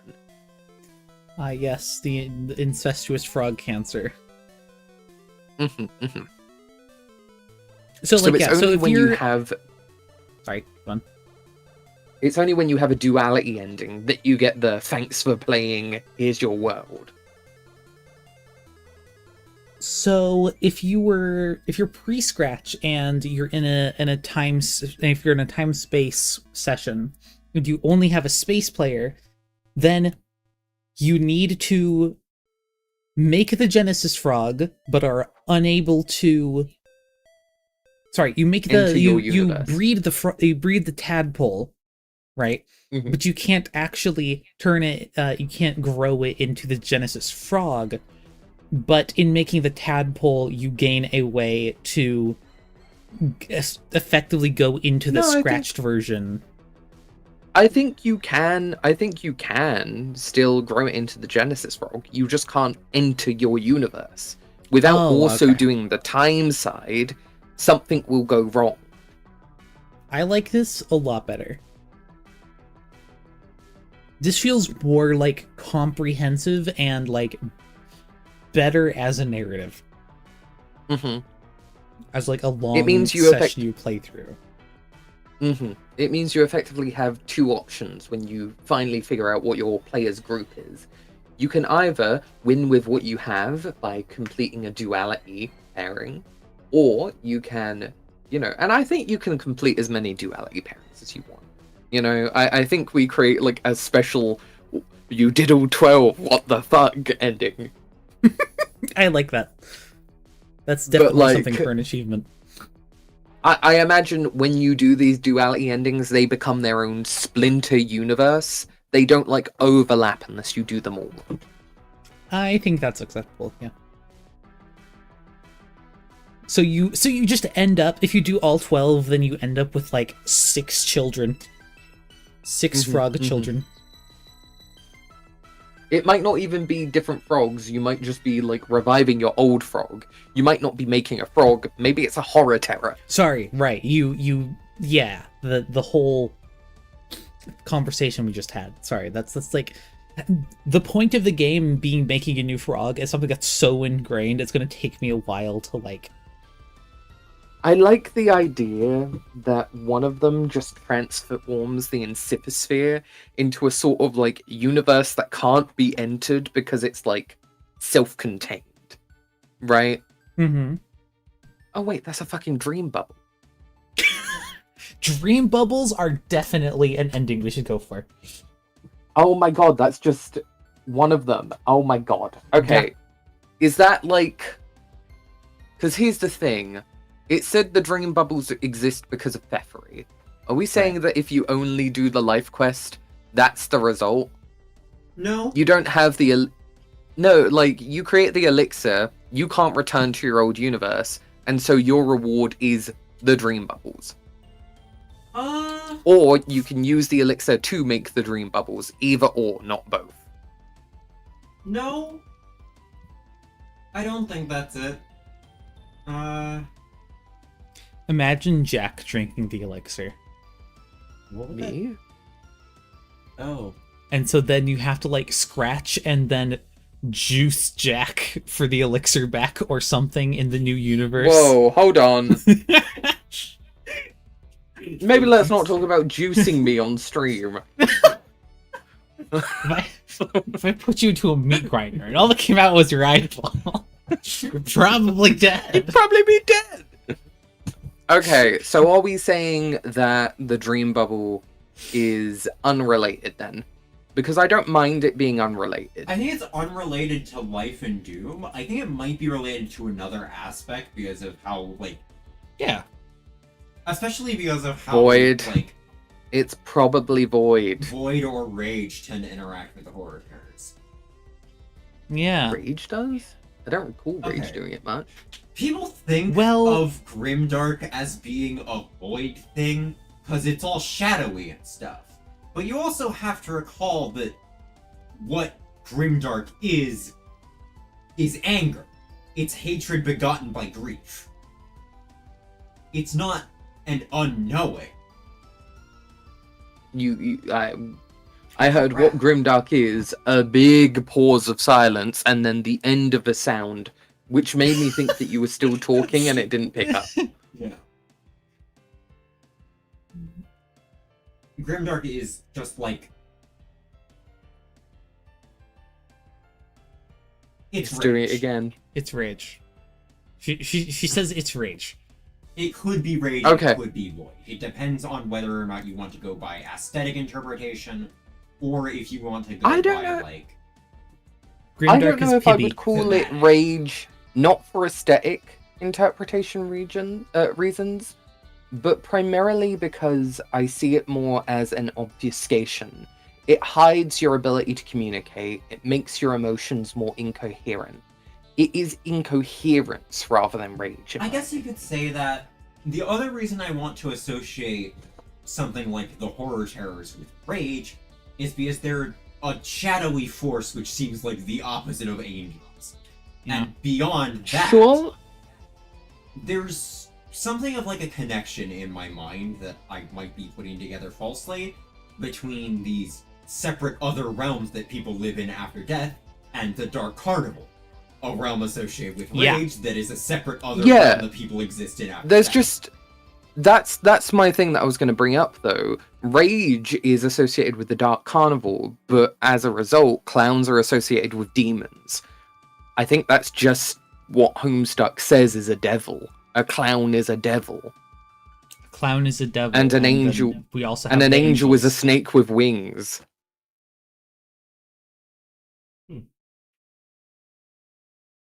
Additionally, it could be said that if you're going for the dream bubbles instead of like continuing to complete your quest, then you're abandoning all hope for your session. Yeah, that's the thing. I kind of want it to be separate for that reason because we were going to use it for other things. I like the idea that dream bubbles are something you do have to unlock because, you know, without it, death looks very different, right? But I don't know if I necessarily want it to be a win state by itself. I like the idea that the Void quest can turn it into a win state, right? Because I think don't- about Roxy's power. I don't Roxy's understand power. why there would be a correlation between obfuscation and the dream bubbles. So Roxy's power turns obfuscation into abstraction, and through this, she's able to pull things from the void in an act of creation. Okay, but that's a bit The separate dream from- bubble. Hold on. The dream bubble is effectively a dreamscape that is a patchwork of dead people's memories of life. I would argue that it is also another type of abstraction. It is an abstraction of the lives they have lived. I would argue that a void player could potentially reshape that scape into something more livable. I feel like that's basing. Into I feel like that's placing all of our eggs in one basket based off of the only Void player we've seen, and specifically her class among powers. Sure, but we don't really have anything else to go by with Void other than the fact that it's the opposite of light, and that it's, got to do with that. Yeah, the other thing is that Rose, the light player, is the only other thing that deals with the horror terrors. Although to me, this seems more like a seer thing than a light thing. Like, Okay. especially I would also a argue Durst it's more seer of like thing. I would also argue it's a personality thing. She likes her moody gothic stuff. Okay. Rose and Pfeffrey both deal with the horror terrors. She does, I know. And that's the thing. I think the dream bubbles can be unlocked by anyone. I think it can be unlocked in different ways depending on your aspect. Pfeffrey does it in a means to preserve life. And Mina puts all of the co-players in the dream bubbles as part of a life thing as well, by using a doom thing to kill them all before the universe is scratched. It's all interpretive, so I'm not sure. I'm just trying to come up with an idea of what we could potentially make the void thing be. Because I know that I think that the light thing would be more akin to the scratch by itself. It is putting something out in the universe which changes the universe in some way, in a way that it would have not existed otherwise. It's not creating something new, it's changing things by default. And we're also saying that that's the default for all of these, right? But some of them look more like making something than others. I think void being something that can reshape or transform a sort of non-space outside of the game, it feels like that sort of tonal tie that we see Void with. Even though Void is not necessarily shown outright, we see a lot of mystique and mystery surrounding it. There's a lot of unknowns intentionally. So the idea of placing it with that sort of other space, that space you're not really meant to go to, that is meant to be the space outside of the game where dead people go to just spend forever. Oh I yeah, think the it Sky and separates it Magicant. slightly. The Sky and Magicant is way more void coded Yeah. than the than the Dream Bubbles. Yeah, no. Are they I feel not like the that same would thing work though? way better. What if the dream? no, they're What if a not. dream No, they're bubble? not. Why not? They're the back rooms. They're not the land of the dead. I mean, does the dream bubble not act like a backrooms, an infinite No. landscape of just patchworks repeating? Not really, because they're not patchworks of they're not repeating patchworks. They are collaborations of people's memories. And they only Yeah, but last they for as fold long in as each these other. people are with each other. They fold in each other only as far as people drift together and then their memories combine. More of a blood thing than a void thing. More of a But blood what thing, if you though. were by yourself? If you were by yourself, what would happen? Then you would be walking through your own memories forever, which is not what the backrooms is. You'd be walking through your own memories alone. Yeah. And your memories would be based on what you're remembering in a given moment. It would not be stable in a single form. Yeah. The backrooms is stable. I feel like I just don't understand the argument for dream bubbles as a void wing condition when there are other things that fit the dream bubbles more and other things that fit void more. It feels like you're trying to put everything into the square. I'm just trying to put something into it because we already have something for life. We already have something for doom. I don't think it's rage. Rage feels very bound, especially in like further expanded views of like, you know, how rage has been seen in interpretations of works like Cyclonials, right?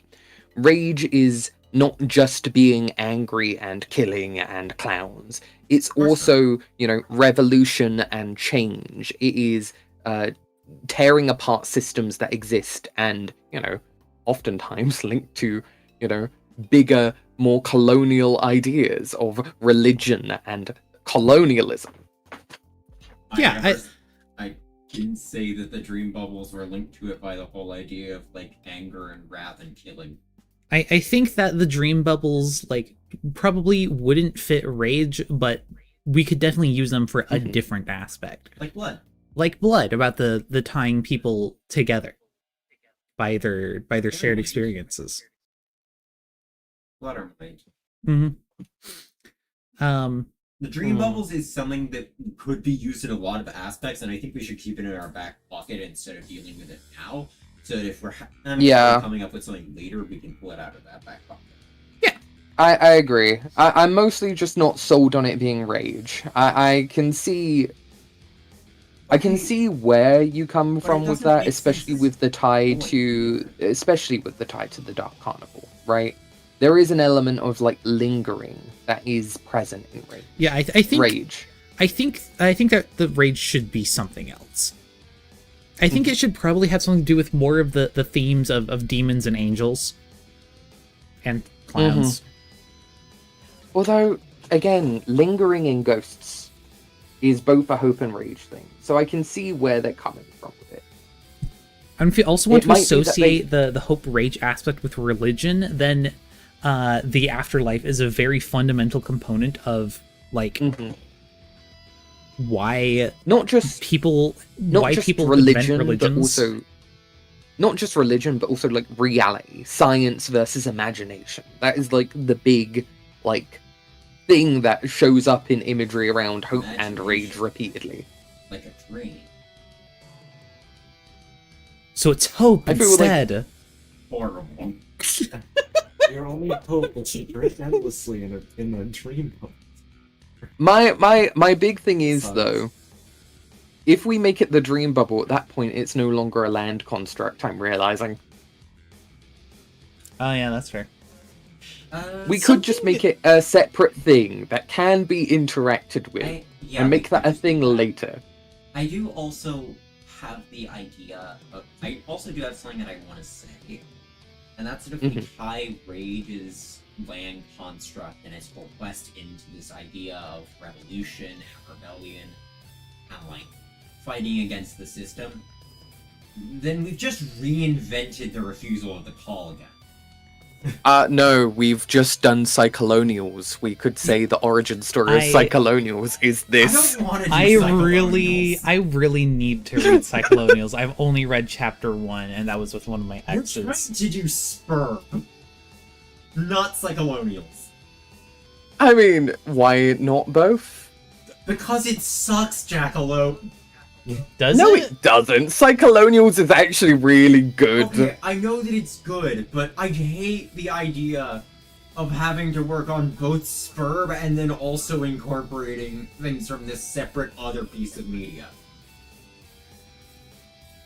I mean, here's the thing though. I'm not saying that we make it Cyclonials as in the work of Cyclonials. I'm just saying we take inspiration from the concept of rage is very bound to the idea of religion. It's to place the idea of, you know, fear and rage in people's minds and use that as a form of control or a means of change. And so in Cyclonials, that looks like literally colonizing another universe through telekinetic connection. It is, you know, sending your effectively soul as a religious figure to another universe and convincing someone to change their universe based on your own. You know?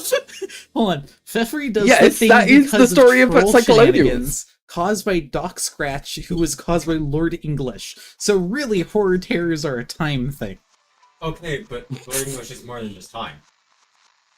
He's the epitome of time. He's the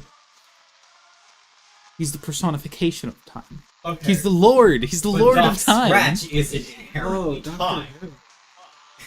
Because he's little cow. He's also a first guardian. Yeah, He's first also guardian. Equius, Space so queen. it is a void thing. It is a void thing. What? Wouldn't also be Yeah. that way. Yeah, it's Yeah. also Gamzee, but it's also Dirk. So it's a heart thing, actually. And a rage. Oh my god, wait, it's a heart thing. That Oh would make more God. sense because it's souls. That's oh more yeah, direct. no, that's way more direct. That's that much should more totally be a direct. hard thing. Oh god, it's a hard thing. Interpreting Homestuck, also known as going on layered tangents to make it about whatever you want. You could totally see like Nepeta and Fefri working together to create the dream bubbles, right? Yeah, I could. Yeah. Isn't there literally a panel where they're dancing together? I think No, so. that was Jade. Oh, It's a Oh. space thing. space. That does This feel is like a awful. space thing. This is horrible. Here's the thing. I just want to say it's separate because it's all of them. It's Because as we have discussed, horror terrors are the result of players being trapped in SBURB forever as immortals, and they are slowly warped by their power. There's just something I need to bring up about the dream bubbles. They're not a part of SBURB. Oh yeah, that's not a part of Spur. Oh yeah. That is true. That is They true. are they are the not. like anti-canon bonus area where you just exist while you're trying to get revived in SBEPIS. Yeah, they're the fucking spectator room. Consider in SBEPIS, whenever a player ends up entering a dream bubble, just connection terminated, and you just have to wait. Until they like wake up kind of and drift out of the dream bubble. Yeah. This is a joke. I'm Me. not keeping that. Oh, can I say something I about like Hope the and I- Rage? Yeah. That's the thing. I want it to be a thing that exists, but I don't want it to be an endgame. I think the thing that I think it should be a thing that doesn't exist. Not as a SBURB construct. It's a player construct. Yeah, it's Yeah, it's a thing that players make, they unlock, and then they get the dream bubbles that they can fuck around with. No, the dream bubbles like serve an important role. It's the place you can grind for XP while you're waiting to be revived. No. It's a place where you can find post-game artifacts, like the house juju. The house juju. The late aspects artifact is like a place where The Library of Babel, Yeah. probably. the late I think there's probably a thing in the Library of Babel, but you can't open the Library of Babel unless you do your construct thing. Okay, yeah, there's something in the Library of Babel. Why not have the Mhm. void construct also be a location? Well, it's I think you know, that's- abstract. I think that's a good call. Abstract and obfuscated, and it doesn't really make any sense. Like the sky, Mhm. like the sky in Magicka. I don't mind that. My response to like, oh yeah, you find like the end game artifacts or the meta artifacts, right? In the dream bubbles is simply that like dream bubbles like float around through all dimensions and just like ends up drifting past some of the hallways and pulls one of the like artifacts from the Magicant's hallways. hmm Nico, what do you think of my idea I like it. of having the sky in Magicka I- be the I don't mind that being the void. I think that works because it feels, the abstraction of reality. I like it. The abstraction. It being reality. mysterious. There is the idea that there's something in the Magicant that is the void artifact, just like there's something in the library that The is perfectly unique object. Wow. the perfectly unique object. Watch you get a perfectly unique object, and it's just like a figurine of the Genesis it's a fancy frog. center. I did mention Fancy Santa. I actually unironically love that. I like the idea that a perfectly unique object is different for every session. So you Yeah. could end up with a fancy center. It's Greeble. It's Greebled. We did have the theory that the perfectly unique object would be the Genesis frog, but honestly, that's more funny. So Frog. I like the I- idea that the perfectly unique object is just every object that interacts with a construct. Ooh. Oh, right. Having it be that there's something in the Magicant and there's something in the library fits with the idea I suggested earlier, having the light void aspects in being discovered. Agreed. Ooh, I really like that. Because effectively, without having the means to discover them, you will just get lost in both these places. The Library of Babel is full of information, but you can still get lost because can you see don't the have the means of interplay discerning it. between Mhm. discovery and obfuscation. I like this a lot. Just like Because the there's overarching- information, the there's overarching information theme- overload and underload. Yeah, the overarching theme in the time-space axis is creation, because you're creating the Genesis rod. The overarching theme in the life-doom aspect is healing, because you're healing the Genesis rod, or whatever, or your universe, or what have you. So here's the Likewise, thing, In light. Void, it's discovery. It's not just discovery though. No. Is the thing that I Just want to like make it's clear not because just light. creation and not just healing.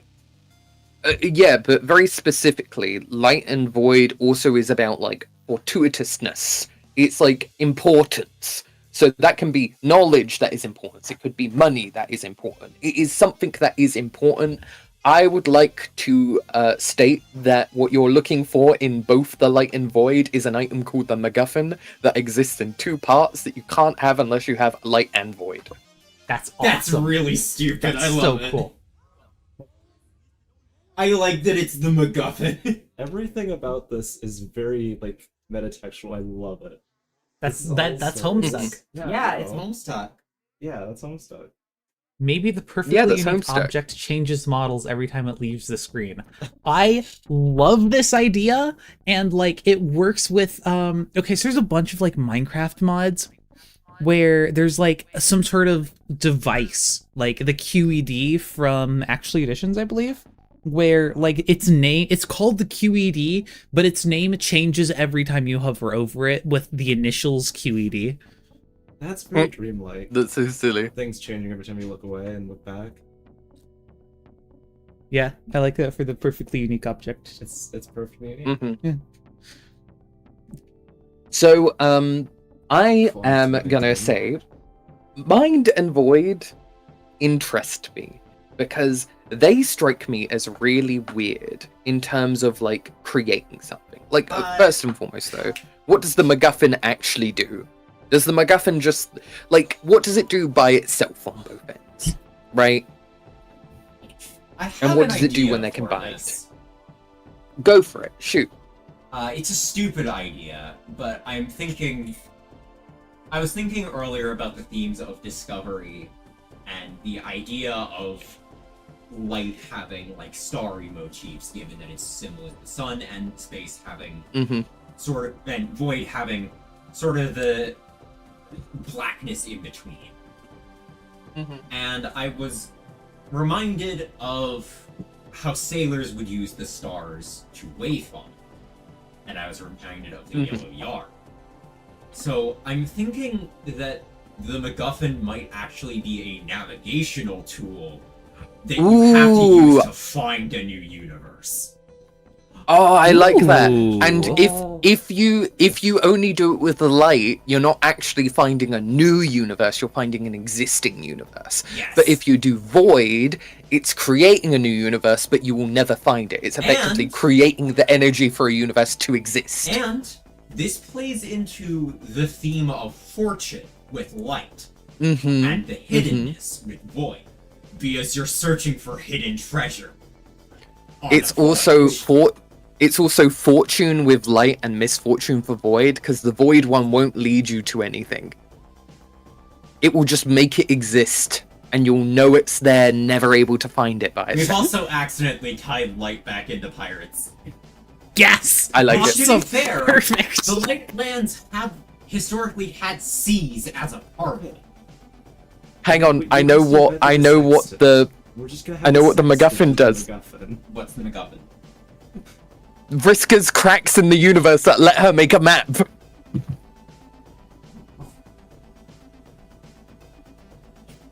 Well, That's the light. That's the light and void aspect. That's the axis. We got it. We got it. We got it Smiles. Eventually. It only took. Okay, so now 100 this- different tries. This is the weird one. This is the weird one. And it's weird because I already know, like, a way for it to exist. And it's either going to be... I know one of them is going to We be should very probably be writing this depressing. shit down. Well, we're recording it. Okay. No. I'm gonna make shorts out of this later. So. Catastrophic Mhm. YouTube failure. We just lose everything.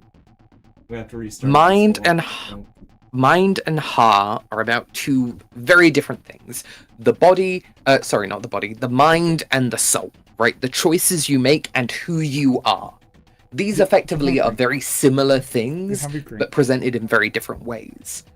Mind is the choices that you make and how they make you into different people, whereas heart is very much how you are different Okay. people. The thing about mind and heart that people don't realize is that they're both about the self. Yeah, exactly. So what is the win state of the self? Macrocosm. You become the new universe. That's hot. I like that. Yeah. I like it, but also I'm a little Are you familiar with not Are you familiar with the Elder Scrolls? Never mind. I immediately don't like where this is going. Oh. go on. So there's a concept in the Elder Scrolls called the Godhead, Mm-hmm. which should immediately raise alarms because the Godhead is something that is repeated in these kinds of works. Mm-hmm. Turn take Godhead. And the Godhead in the Elder Scrolls is the source of the Elder Scrolls universe. Because the entire thing is a dream. Mhm. Remember. Yeah, very Eldritch Dream kind of stuff. Yeah. This has consequences. I imagine there's something that could be there. With Yeah. with Dream Heart. bubbles. I'm not opposed to it being a hard thing. Okay. So mind and heart transform a dream bubble into a stable universe. I really like that. Yeah. Okay, what if the dream bubbles But can it- coalesce? If they can what, sorry? Yeah, no. That's Yeah. so part of the point would be to coalesce bubbles together. Yeah, Mhm. I like that. To merge the souls together into an ultimate self, and then a new universe comes from those You ultimate have selves. to become the Godhead. Yeah. Or make It's it. in Oh, So one end would have you becoming the Godhead. The combined thing would have you becoming the Godhead and still be able to enter yourself. No, I think Lucid- if you don't have Lucid I think dreaming, if you- absolutely. I think if you just have mind, it just makes the dream bubble stable, but it does not make it a real life, right? It makes it a livable space that can now change, but heart is what makes it, present. It makes the souls coalesce into a bit more of a potent force. But you lose yourself because you don't have that coalescence. There's something I want to talk about here, and that's something that I think we should do going forward on these class spec axes. Axes. And that is, we should determine the theme of each axis. Mhm. Like how, time space is creation, life doom is healing, and fate, and light void is discovery. What is heart month? Well, rage hope is like determination and will, because both aspects are. Yeah, but they what's involve the a lot one through line? I think What's the that through heart line of mind both of them? is become. I think I it's, like becoming. I think it's consciousness personally, because it's can see about that. dreaming. It's about making a dream a waking thing. It's about consciously dreaming to make it into a present space that can exist.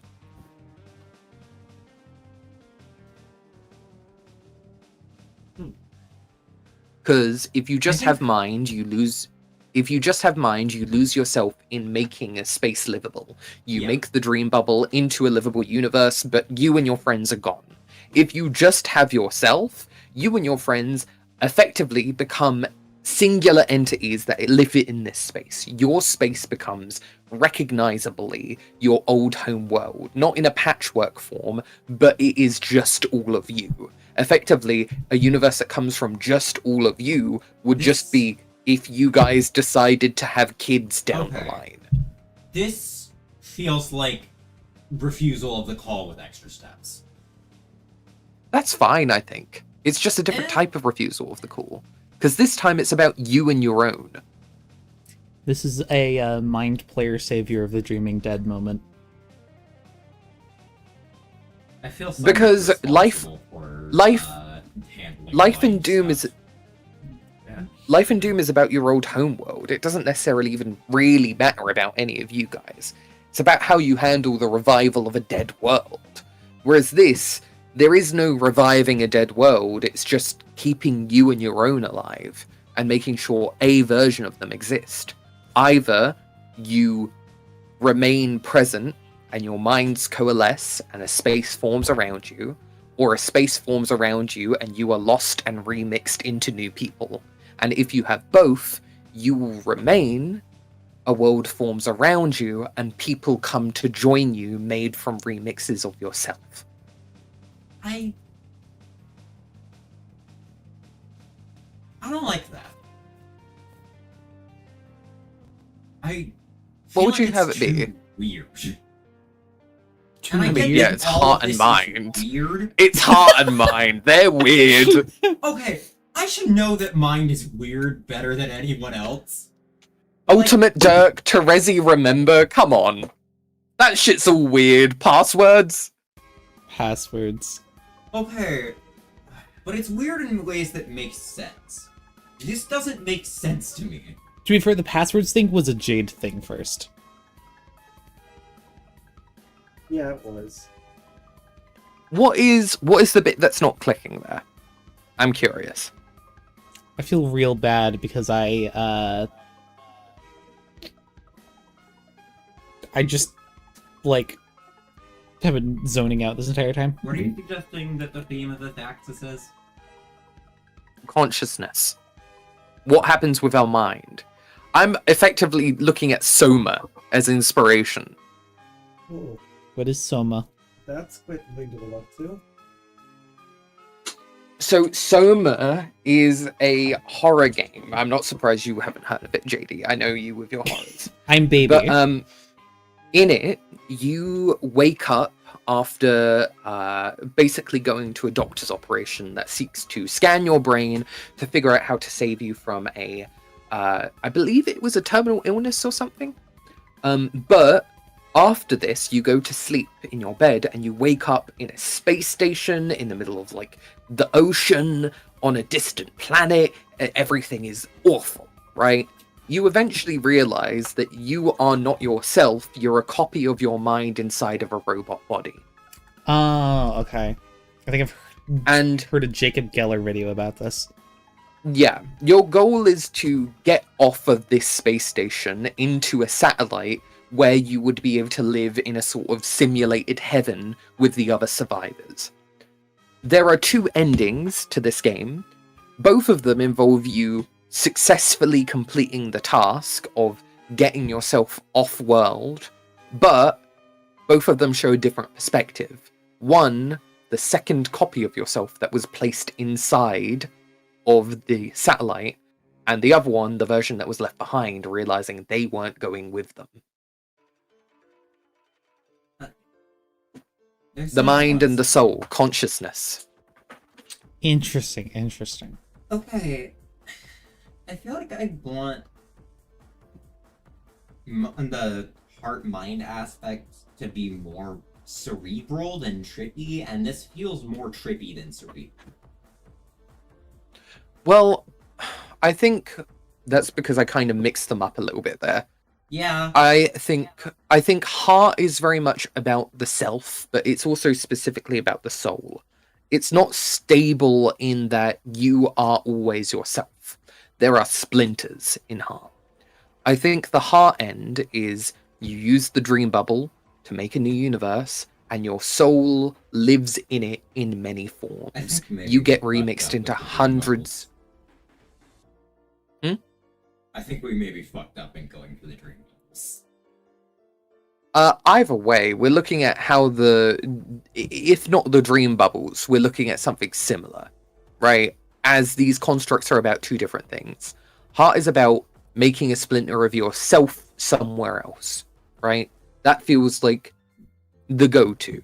You are making a copy of your soul that imprints itself out there that you can reach out to, probably through the same means of ultimate selfing, right?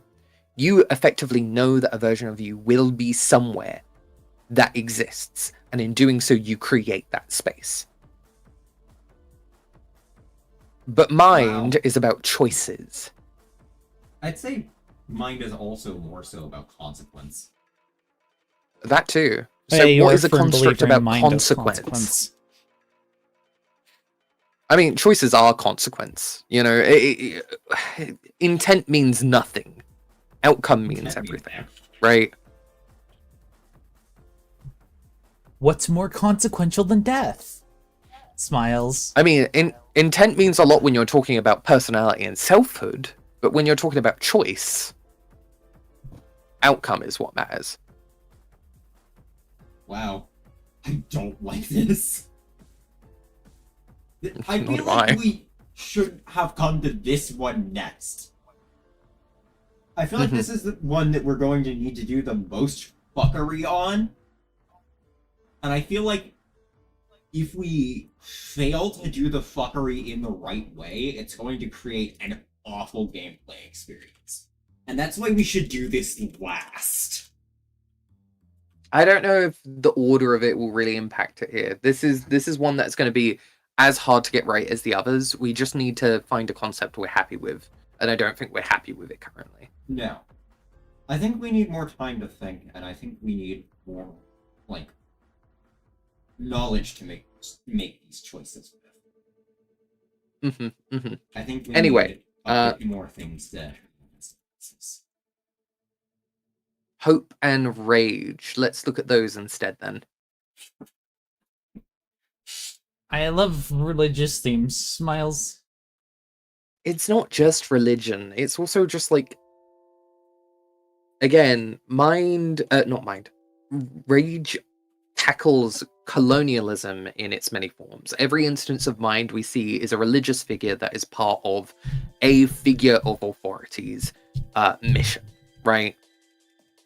Hope is where I don't really have a solid through line, because we see hope being this thing that means a lot of things in Homestuck, but it's not unless we're looking at Beyond Canon that we see the same through line, right?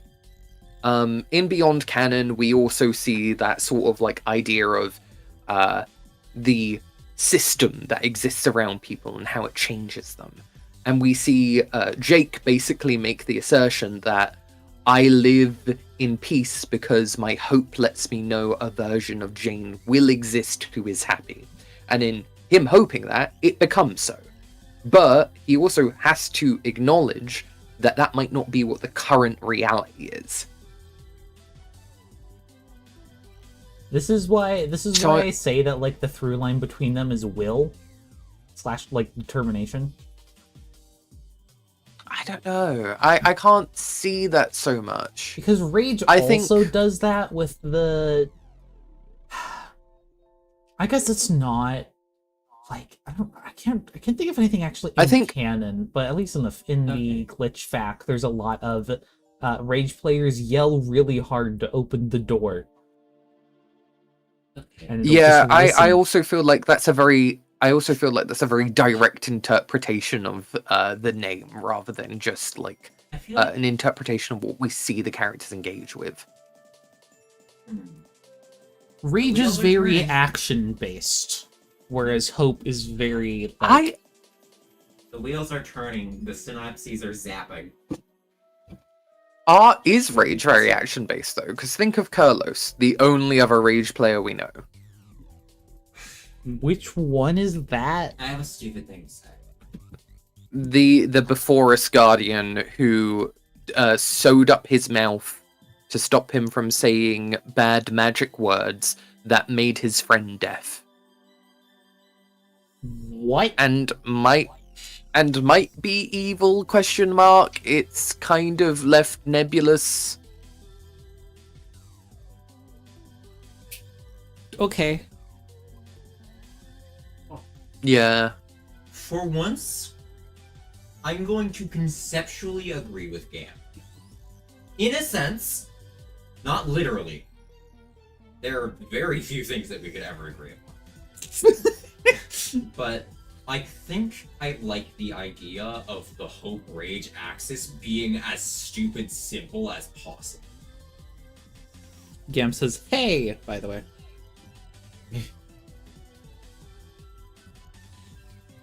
I like the idea of Hope and Rage being something that is just like a stupid simple story that you have to provide the nuance to. My god, does it just create heaven and hell? And in It's doing like so, that. that creates a universe bound to it? We can't let Gam have this one. No. No, because the thing is, I don't think they're wrong, because that still does the stuff that I was pointing at with Cyclonials, Gosh, dang it. technically. I also think that we should like work into the play between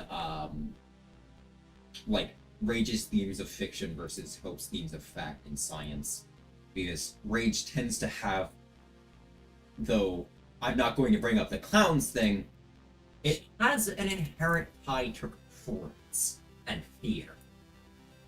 It does, Clowns yeah, are even one in Cyclonials. Are one aspect of this, but you also see things like the like drama and comedy that comedy and tragedies on some of the characters. You see the like face looking both like aspect Sybil looking both like face paint and also like a theatrical mask.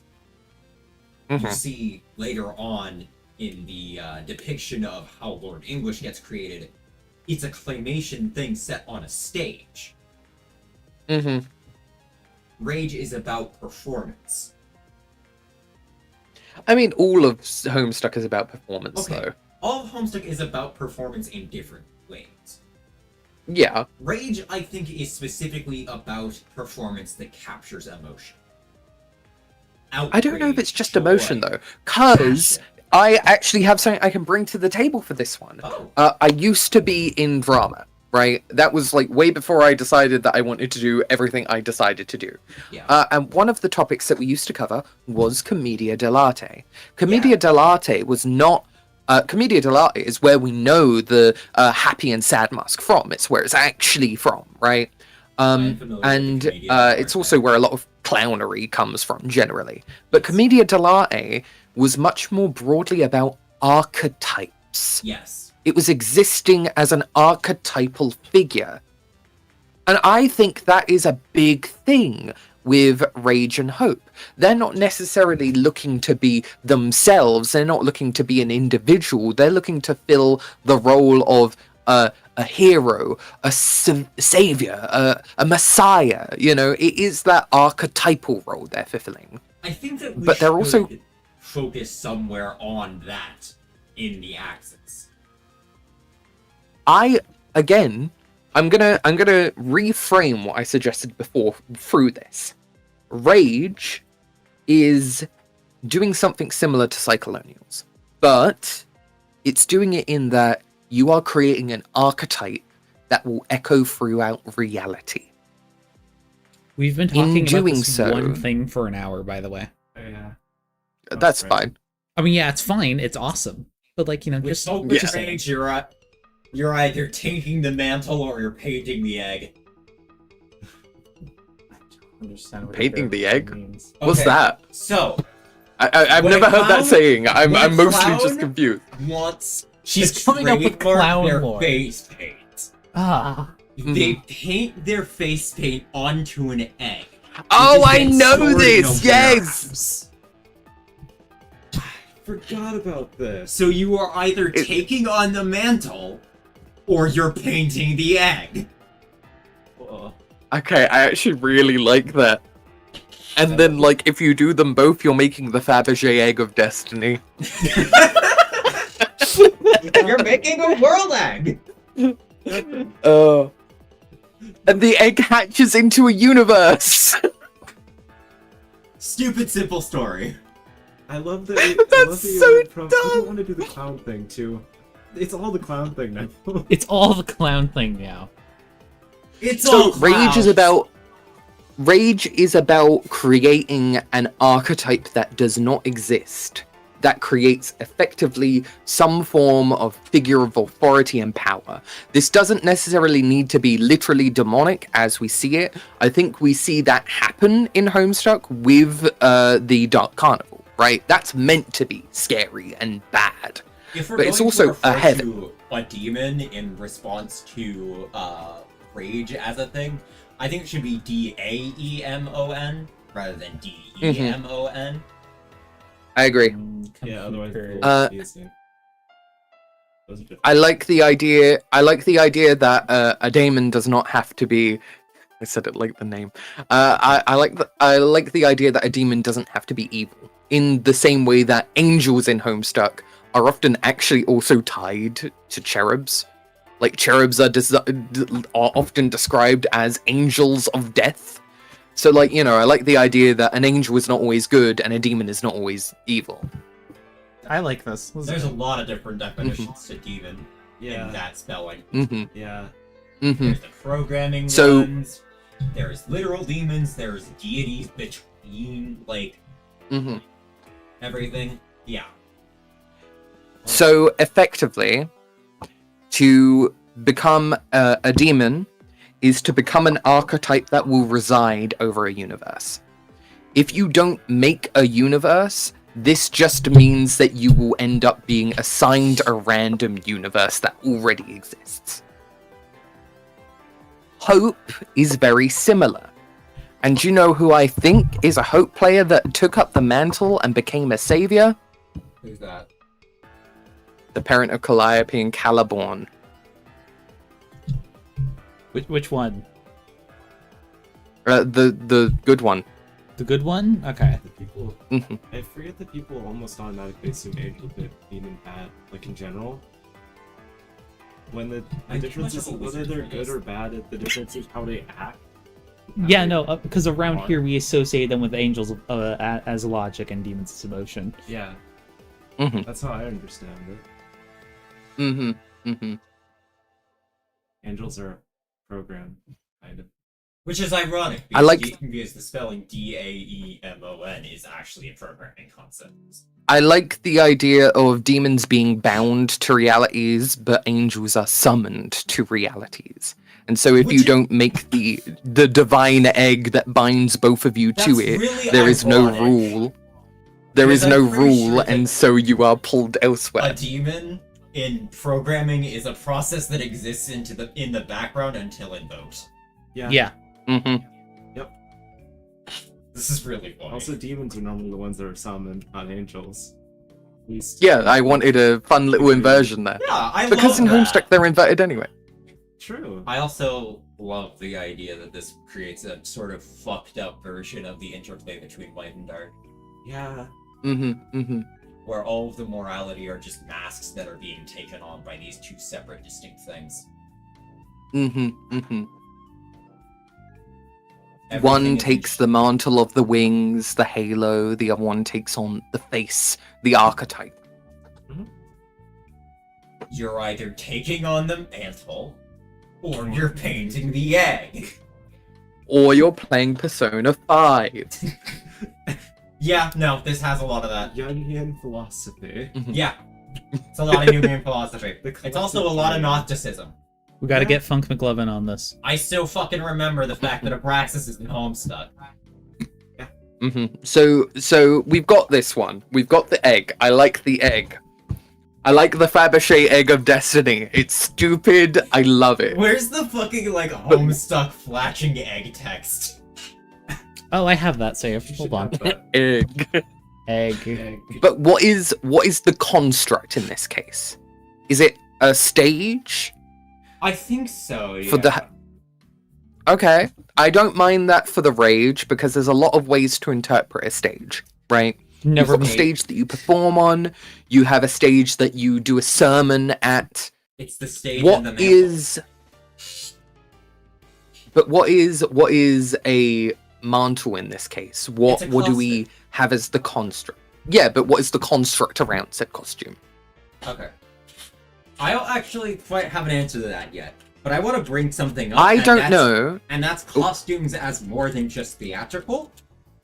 And I'm Mm-hmm. specifically going to bring up the mantle of a hero relating to a costume in themes of Mhm. superheroics. There's Hate that. fiction, that kind of stuff. Can the mantle be the What- Holy Grail, and then you put the egg in the Holy Grail? The holy egg cup of destiny. Actual good idea by Gam. I actually kind of love the idea of the mantle being like a holy grail type relic. I do too. That feels very like religious text. But Yeah. that makes me think both of these are effectively a journey about finding it. And not just finding it, but learning how to like bind it to yourself. Yes. Right? That So, that is a type of story. I- Like one of the major Mhm. types of story. You're either taking up the mantle of a legend, or you're making a new legend about yourself. So you either have to go through the act of constructing it, or you have to find the legend that already exists. Yes. So, what if, for Hope, it's almost like the divine texts? Like you've got those Sacred slates that are texts. carved into, like giant stone monoliths carved into that you can't, interact with otherwise. That is cool. Yeah.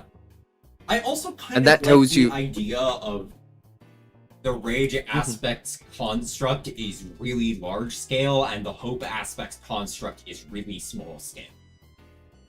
So the stage I could be an entire planet, where the mantle could be a single weapon.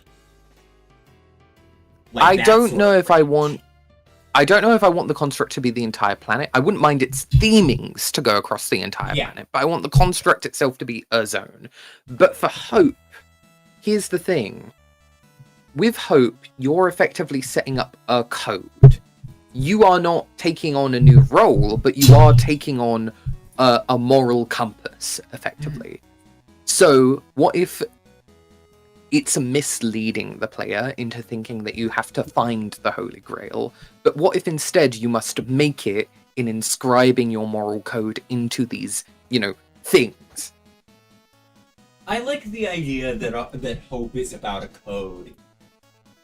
It makes it very paladin sort of feeling. It makes it very paladin, and it also harkens back to that idea of hope being around science. And I like the idea that if you only do one or the other, you just lose yourself to this thing that you have made, right? And you are Yeah. pushed somewhere else. But if you do both, It's the cycle effectively, of fantasy. the And the cycle yeah, of if you do- works. if you do both, it grounds you because you can, you can don a mask to separate yourself from a role for a time.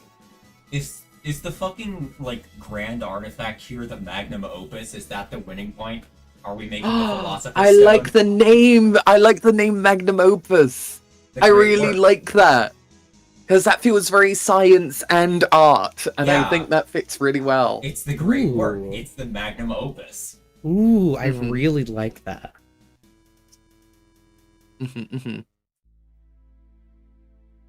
We're also carrying on the themes of alchemy that have been basically fucking everywhere. They were I there- like the idea they're that you there- can. Ooh, go ahead. They're there in the time space axis. They're there. I feel like we should just be referring to them by the name. They're there in the creation axis. They're there in the healing axis. They're somewhat there in the discovery axis. I think that you should have to create the final map out of two distinct parts. I think I kind of like the idea that every single axis has an ultimate outcome. Void is ink. There's something to do with ink there. I love that. Mm-hmm.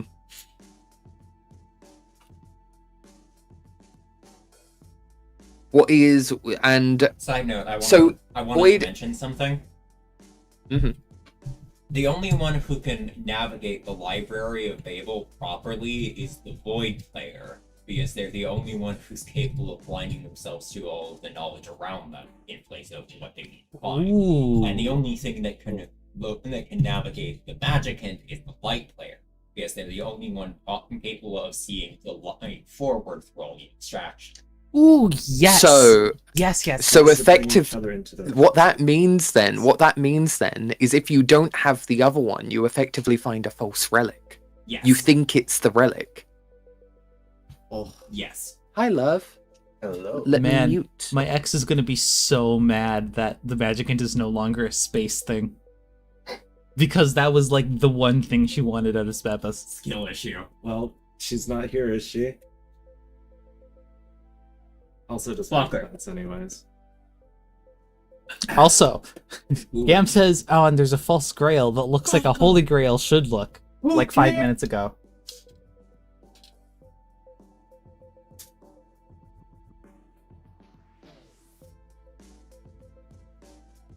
Who cares? I'm better at making concepts than her anyway. I mean, yeah. Okay, so we have the creation axis. We have what axes? What other axes do we have? We have creation, healing, discovery, and I am now back. what are we gonna call this? Which axis is this? What's the tie? Oh, Thematic. I would say because I don't know if Theatric. because which one's with hope, I don't think thematic works here. You were effectively setting up a moral code. The You're artistic. taking on an Well, that's Huh? just half of it. yeah, it's just No. yeah. no, Because it's the great work. Yeah, but that's half of it. You have the half that's art, and then you have the half Science that's is still in art, science. so to speak. Well, yeah, but like in the way that we're talking about, it's the complement. I do like the fact that the axis that contains hope is the one that's about works, not faith. It's like a rebuttal of Christianity or something, depending on what sect of Christianity you're a part of. The archetypal axis. Yeah, Yeah, I like that. That works. archetypal. But people aren't going to immediately know what that means, but this is not like it doesn't have to be something people immediately know understand. The socioeconomic axis. No, that's blood and breath. What No, do you no, no, mean no, that's blood? no, What that's are we a- doing for blood and breath? Good question. Grist. I So actually kind of agree. on I that. think Blood and Breath is often about. Here's the thing: Blood and Breath, we have characters that are referred to as leaders, right? In different ways, in different capacities. Neither of them really are leaders, but they are considered them because they effectively represent some form of change within a group. In Beyond Canon, we're seeing how these leaders have changed, right? I think both of them are effectively about how much they bind themselves to rules, social niceties, reality. You know, it's how well they follow rules. Kag has a question. I am also thinking about, hey, what if the Mhm. fucking reckoning is different every time? Or not even necessarily reckoning, like the end of the player's home. I mean, Oh. I assume it would be based on the construct you're doing. Yeah. It would have to be, effectively. What with the fact that time and space as Axis's apocalypse is the end of days from meteors from space. Mm-hmm. Like you need Skya in order to do the time-space axis. I think the way we're setting it up is that you need the dream bubbles for heart, mind. You might just So what need- if there's like a thing that you need for all of them? Maybe you just need the horror terrors. What if it's not about the dream bubbles, it's about the people who used to play this game? I'd like that. I think that's fun. Oh, They're effectively your means of becoming... Because effectively, they're changing you into the new universe, right? That's the thing that I see it as. You are going to a being of power with something from a construct, and when you take it there, it changes you into a new universe. And either Becoming you are God. lost or you are not. Huh? Becoming the Godhead. Yeah, exactly. You And become I just- the artifact. For heart, I you just are know- the artifact. And I know that if you only do one or the other, you are lost in the process, right? Yes. Now, my question is, that seems like a very selfish game. It might also be the only option you have. I don't know if it's Yeah, I selfish know. if it's your only But I group. mean, what does it mean with the other players in the session? You give them a place that they can be safe. Like I said, the big one that I want to take inspiration from is PestaQuest and FriendSim. The whole thing there is your character does some selfish things in PestaQuest and FriendSim, the reader, but ultimately it is to create a point of safety that the others can be free from Okay. this space from. Right? They effectively create... I think this is turning someone into a first guardian in the same way that we see in PestaQuest. That's And the this other is one, Oh, I forgot about PestaQuest. Yeah. I feel this was refusal of the call. A lot of it's refusing the call. I mean, like the artifact, the call. Oh. Oh. Sorry, which axis are we currently talking about? No, in the refusal of the call is Doom Life. Okay. the refusal But of the for- call is sending yourself back to your own world and becoming a first guardian. Yeah, but I don't think you're sending yourself back to your old world here. I think you're becoming a fast guardian to effectively conduct to the next, or I ensure a suppose. place exists. I think it's more like you're becoming the Genesis frog.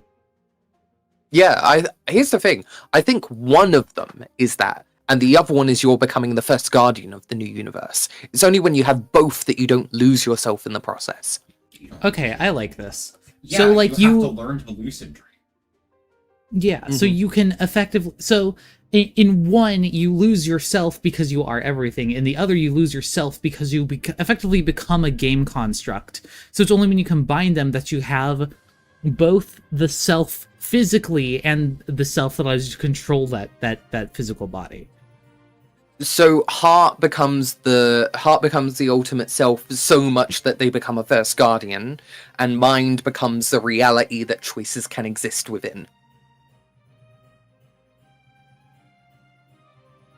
I think it was the opposite. If they don't... Here's the thing, I think it isn't the opposite, because I think if they are not both present, they lose themselves because they lack the other. If a heart Okay. player No, is yeah. only soul... No, but If a heart player is only their soul, not what I was and they saying. merge to... Oh, go ahead. I was saying, I feel like you're getting it backwards, that the mind one is the one who becomes the first guardian, the one who directs things behind the stage, who's controlling. No, I said it the other way. Heart becomes the first guardian. Mind becomes the universe. I know. I'm saying I think it should be the other way around. she misspoke. I don't... I don't think said I the agree. same thing.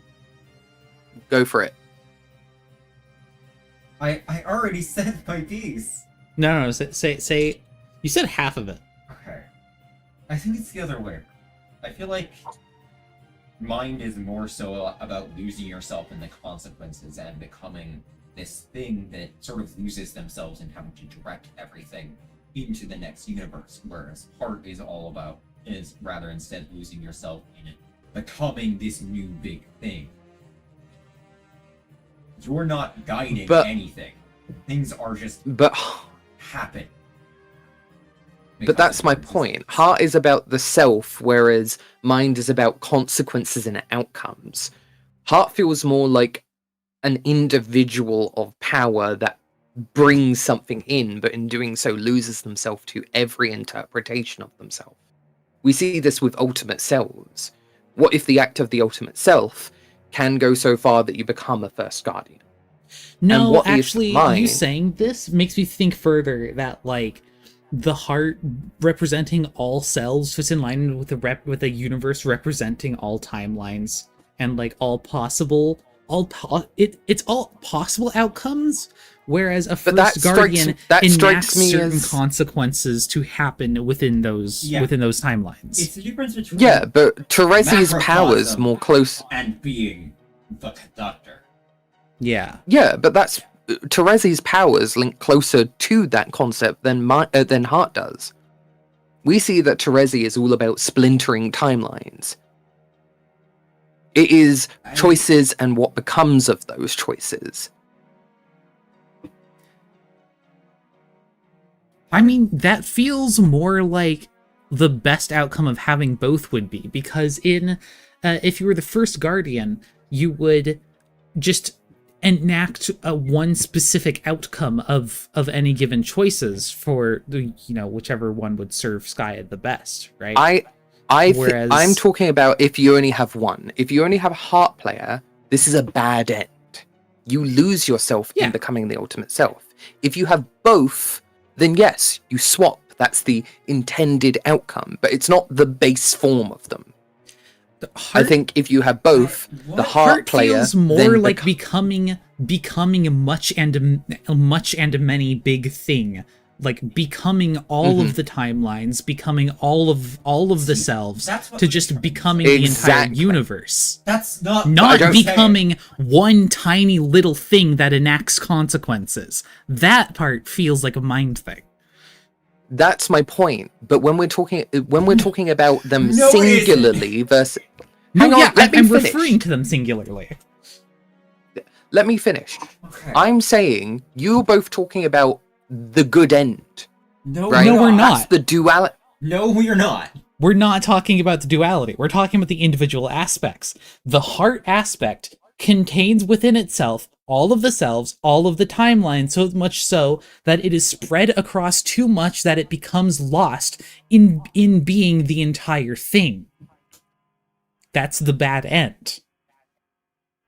Whereas the mind becoming one singular point driven in completing the consequence of getting the session to happen, of assisting Skya, that it no longer has the ability to exist as like a self with other, like it no longer has the ability to become a self of other timelines or other choices. Okay, It becomes I think one I see point versus all of the points. And I think becoming I see where all we're of the differing points now. is more of a heart thing compared to I a think I mind see thing, where- which is about like driving a consequence home. What I'm trying to depict here I is think- that the journey for the heart player is becoming the macrocosm, Yeah. whereas for mind, it's becoming lucid. I think I understand what you're both saying now, and I think the reason where I wasn't clicking with it is that I kind of see it as those are the things they're better at, right? Heart finds that as a thing that comes naturally to it. Yeah. And I guess you could say that by themselves, they would overindulge. Right? Yes, exactly. Because that's So I part get of how you it play now. SBURB is like becoming more and more full of your aspect and more like able to control it and be your aspect. That in a bad end of only having You one become of these, full of yourself. You become that aspect. Yeah, okay, I don't mind that then. I think that's thematically appropriate. This is Sorry, it took me a thematically bit to appropriate click and with what you were creative. saying. Yeah. I don't think And it it's works. when you have... What do you mean you don't it's when think you it have- works? I do think that this works thematically speaking, but I think from a gameplay perspective, this sort of falls apart. Because this is a game. Yeah, because we haven't need created a this- construct yet. That's the main Yeah. thing. We needed There's a not theme to really create a construct with. construct. There's also not really an overarching theme that has interplay between the two. I think that's mostly because we've not really created a thing past the theme itself yet. Like, now that I know what you're going for, I can kind of see a lot, right? We see heart players are often tied with the ideas of the self. We see overindulgence looking like ultimate dirk. And so I feel like there is an element to the heart side of things, which is about learning to trust others. And the same can be said to mind players, right? Mind players often see themselves as powerless and having to rely on others. So there is the idea of becoming self-reliant, right? And so effectively, both of their artifacts are these things that represent something that is very appealing to them because it looks like a shortcut to them having emotional growth. It also looks like a shortcut to ultimate power in either direction. Exactly.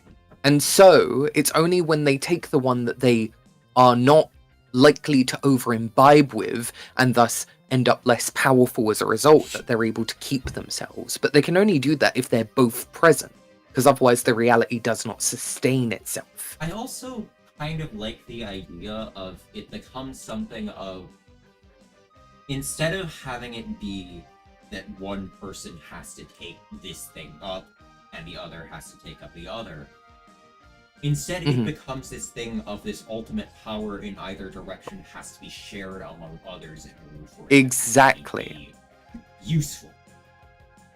Exactly. A mind player still has to learn to be self-reliant, but self-reliance doesn't mean living in a void by yourself, being the only one with power. It means knowing how to delegate. You cannot solely become the Godhead. Becoming the Godhead is the bad end. The perfect After all, you ending can't... is to throw the ultimate cosmic slumber part. Yes, because you can't all sleep at the same time. So you gotta take turns.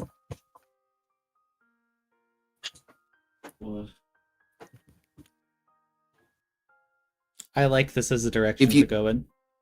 If you have enough party... If you have enough people, the party never has to end, because you can just keep going to sleep and keep waking up and keep going to sleep. In rotation. Corpse party. Corpse party! Sure.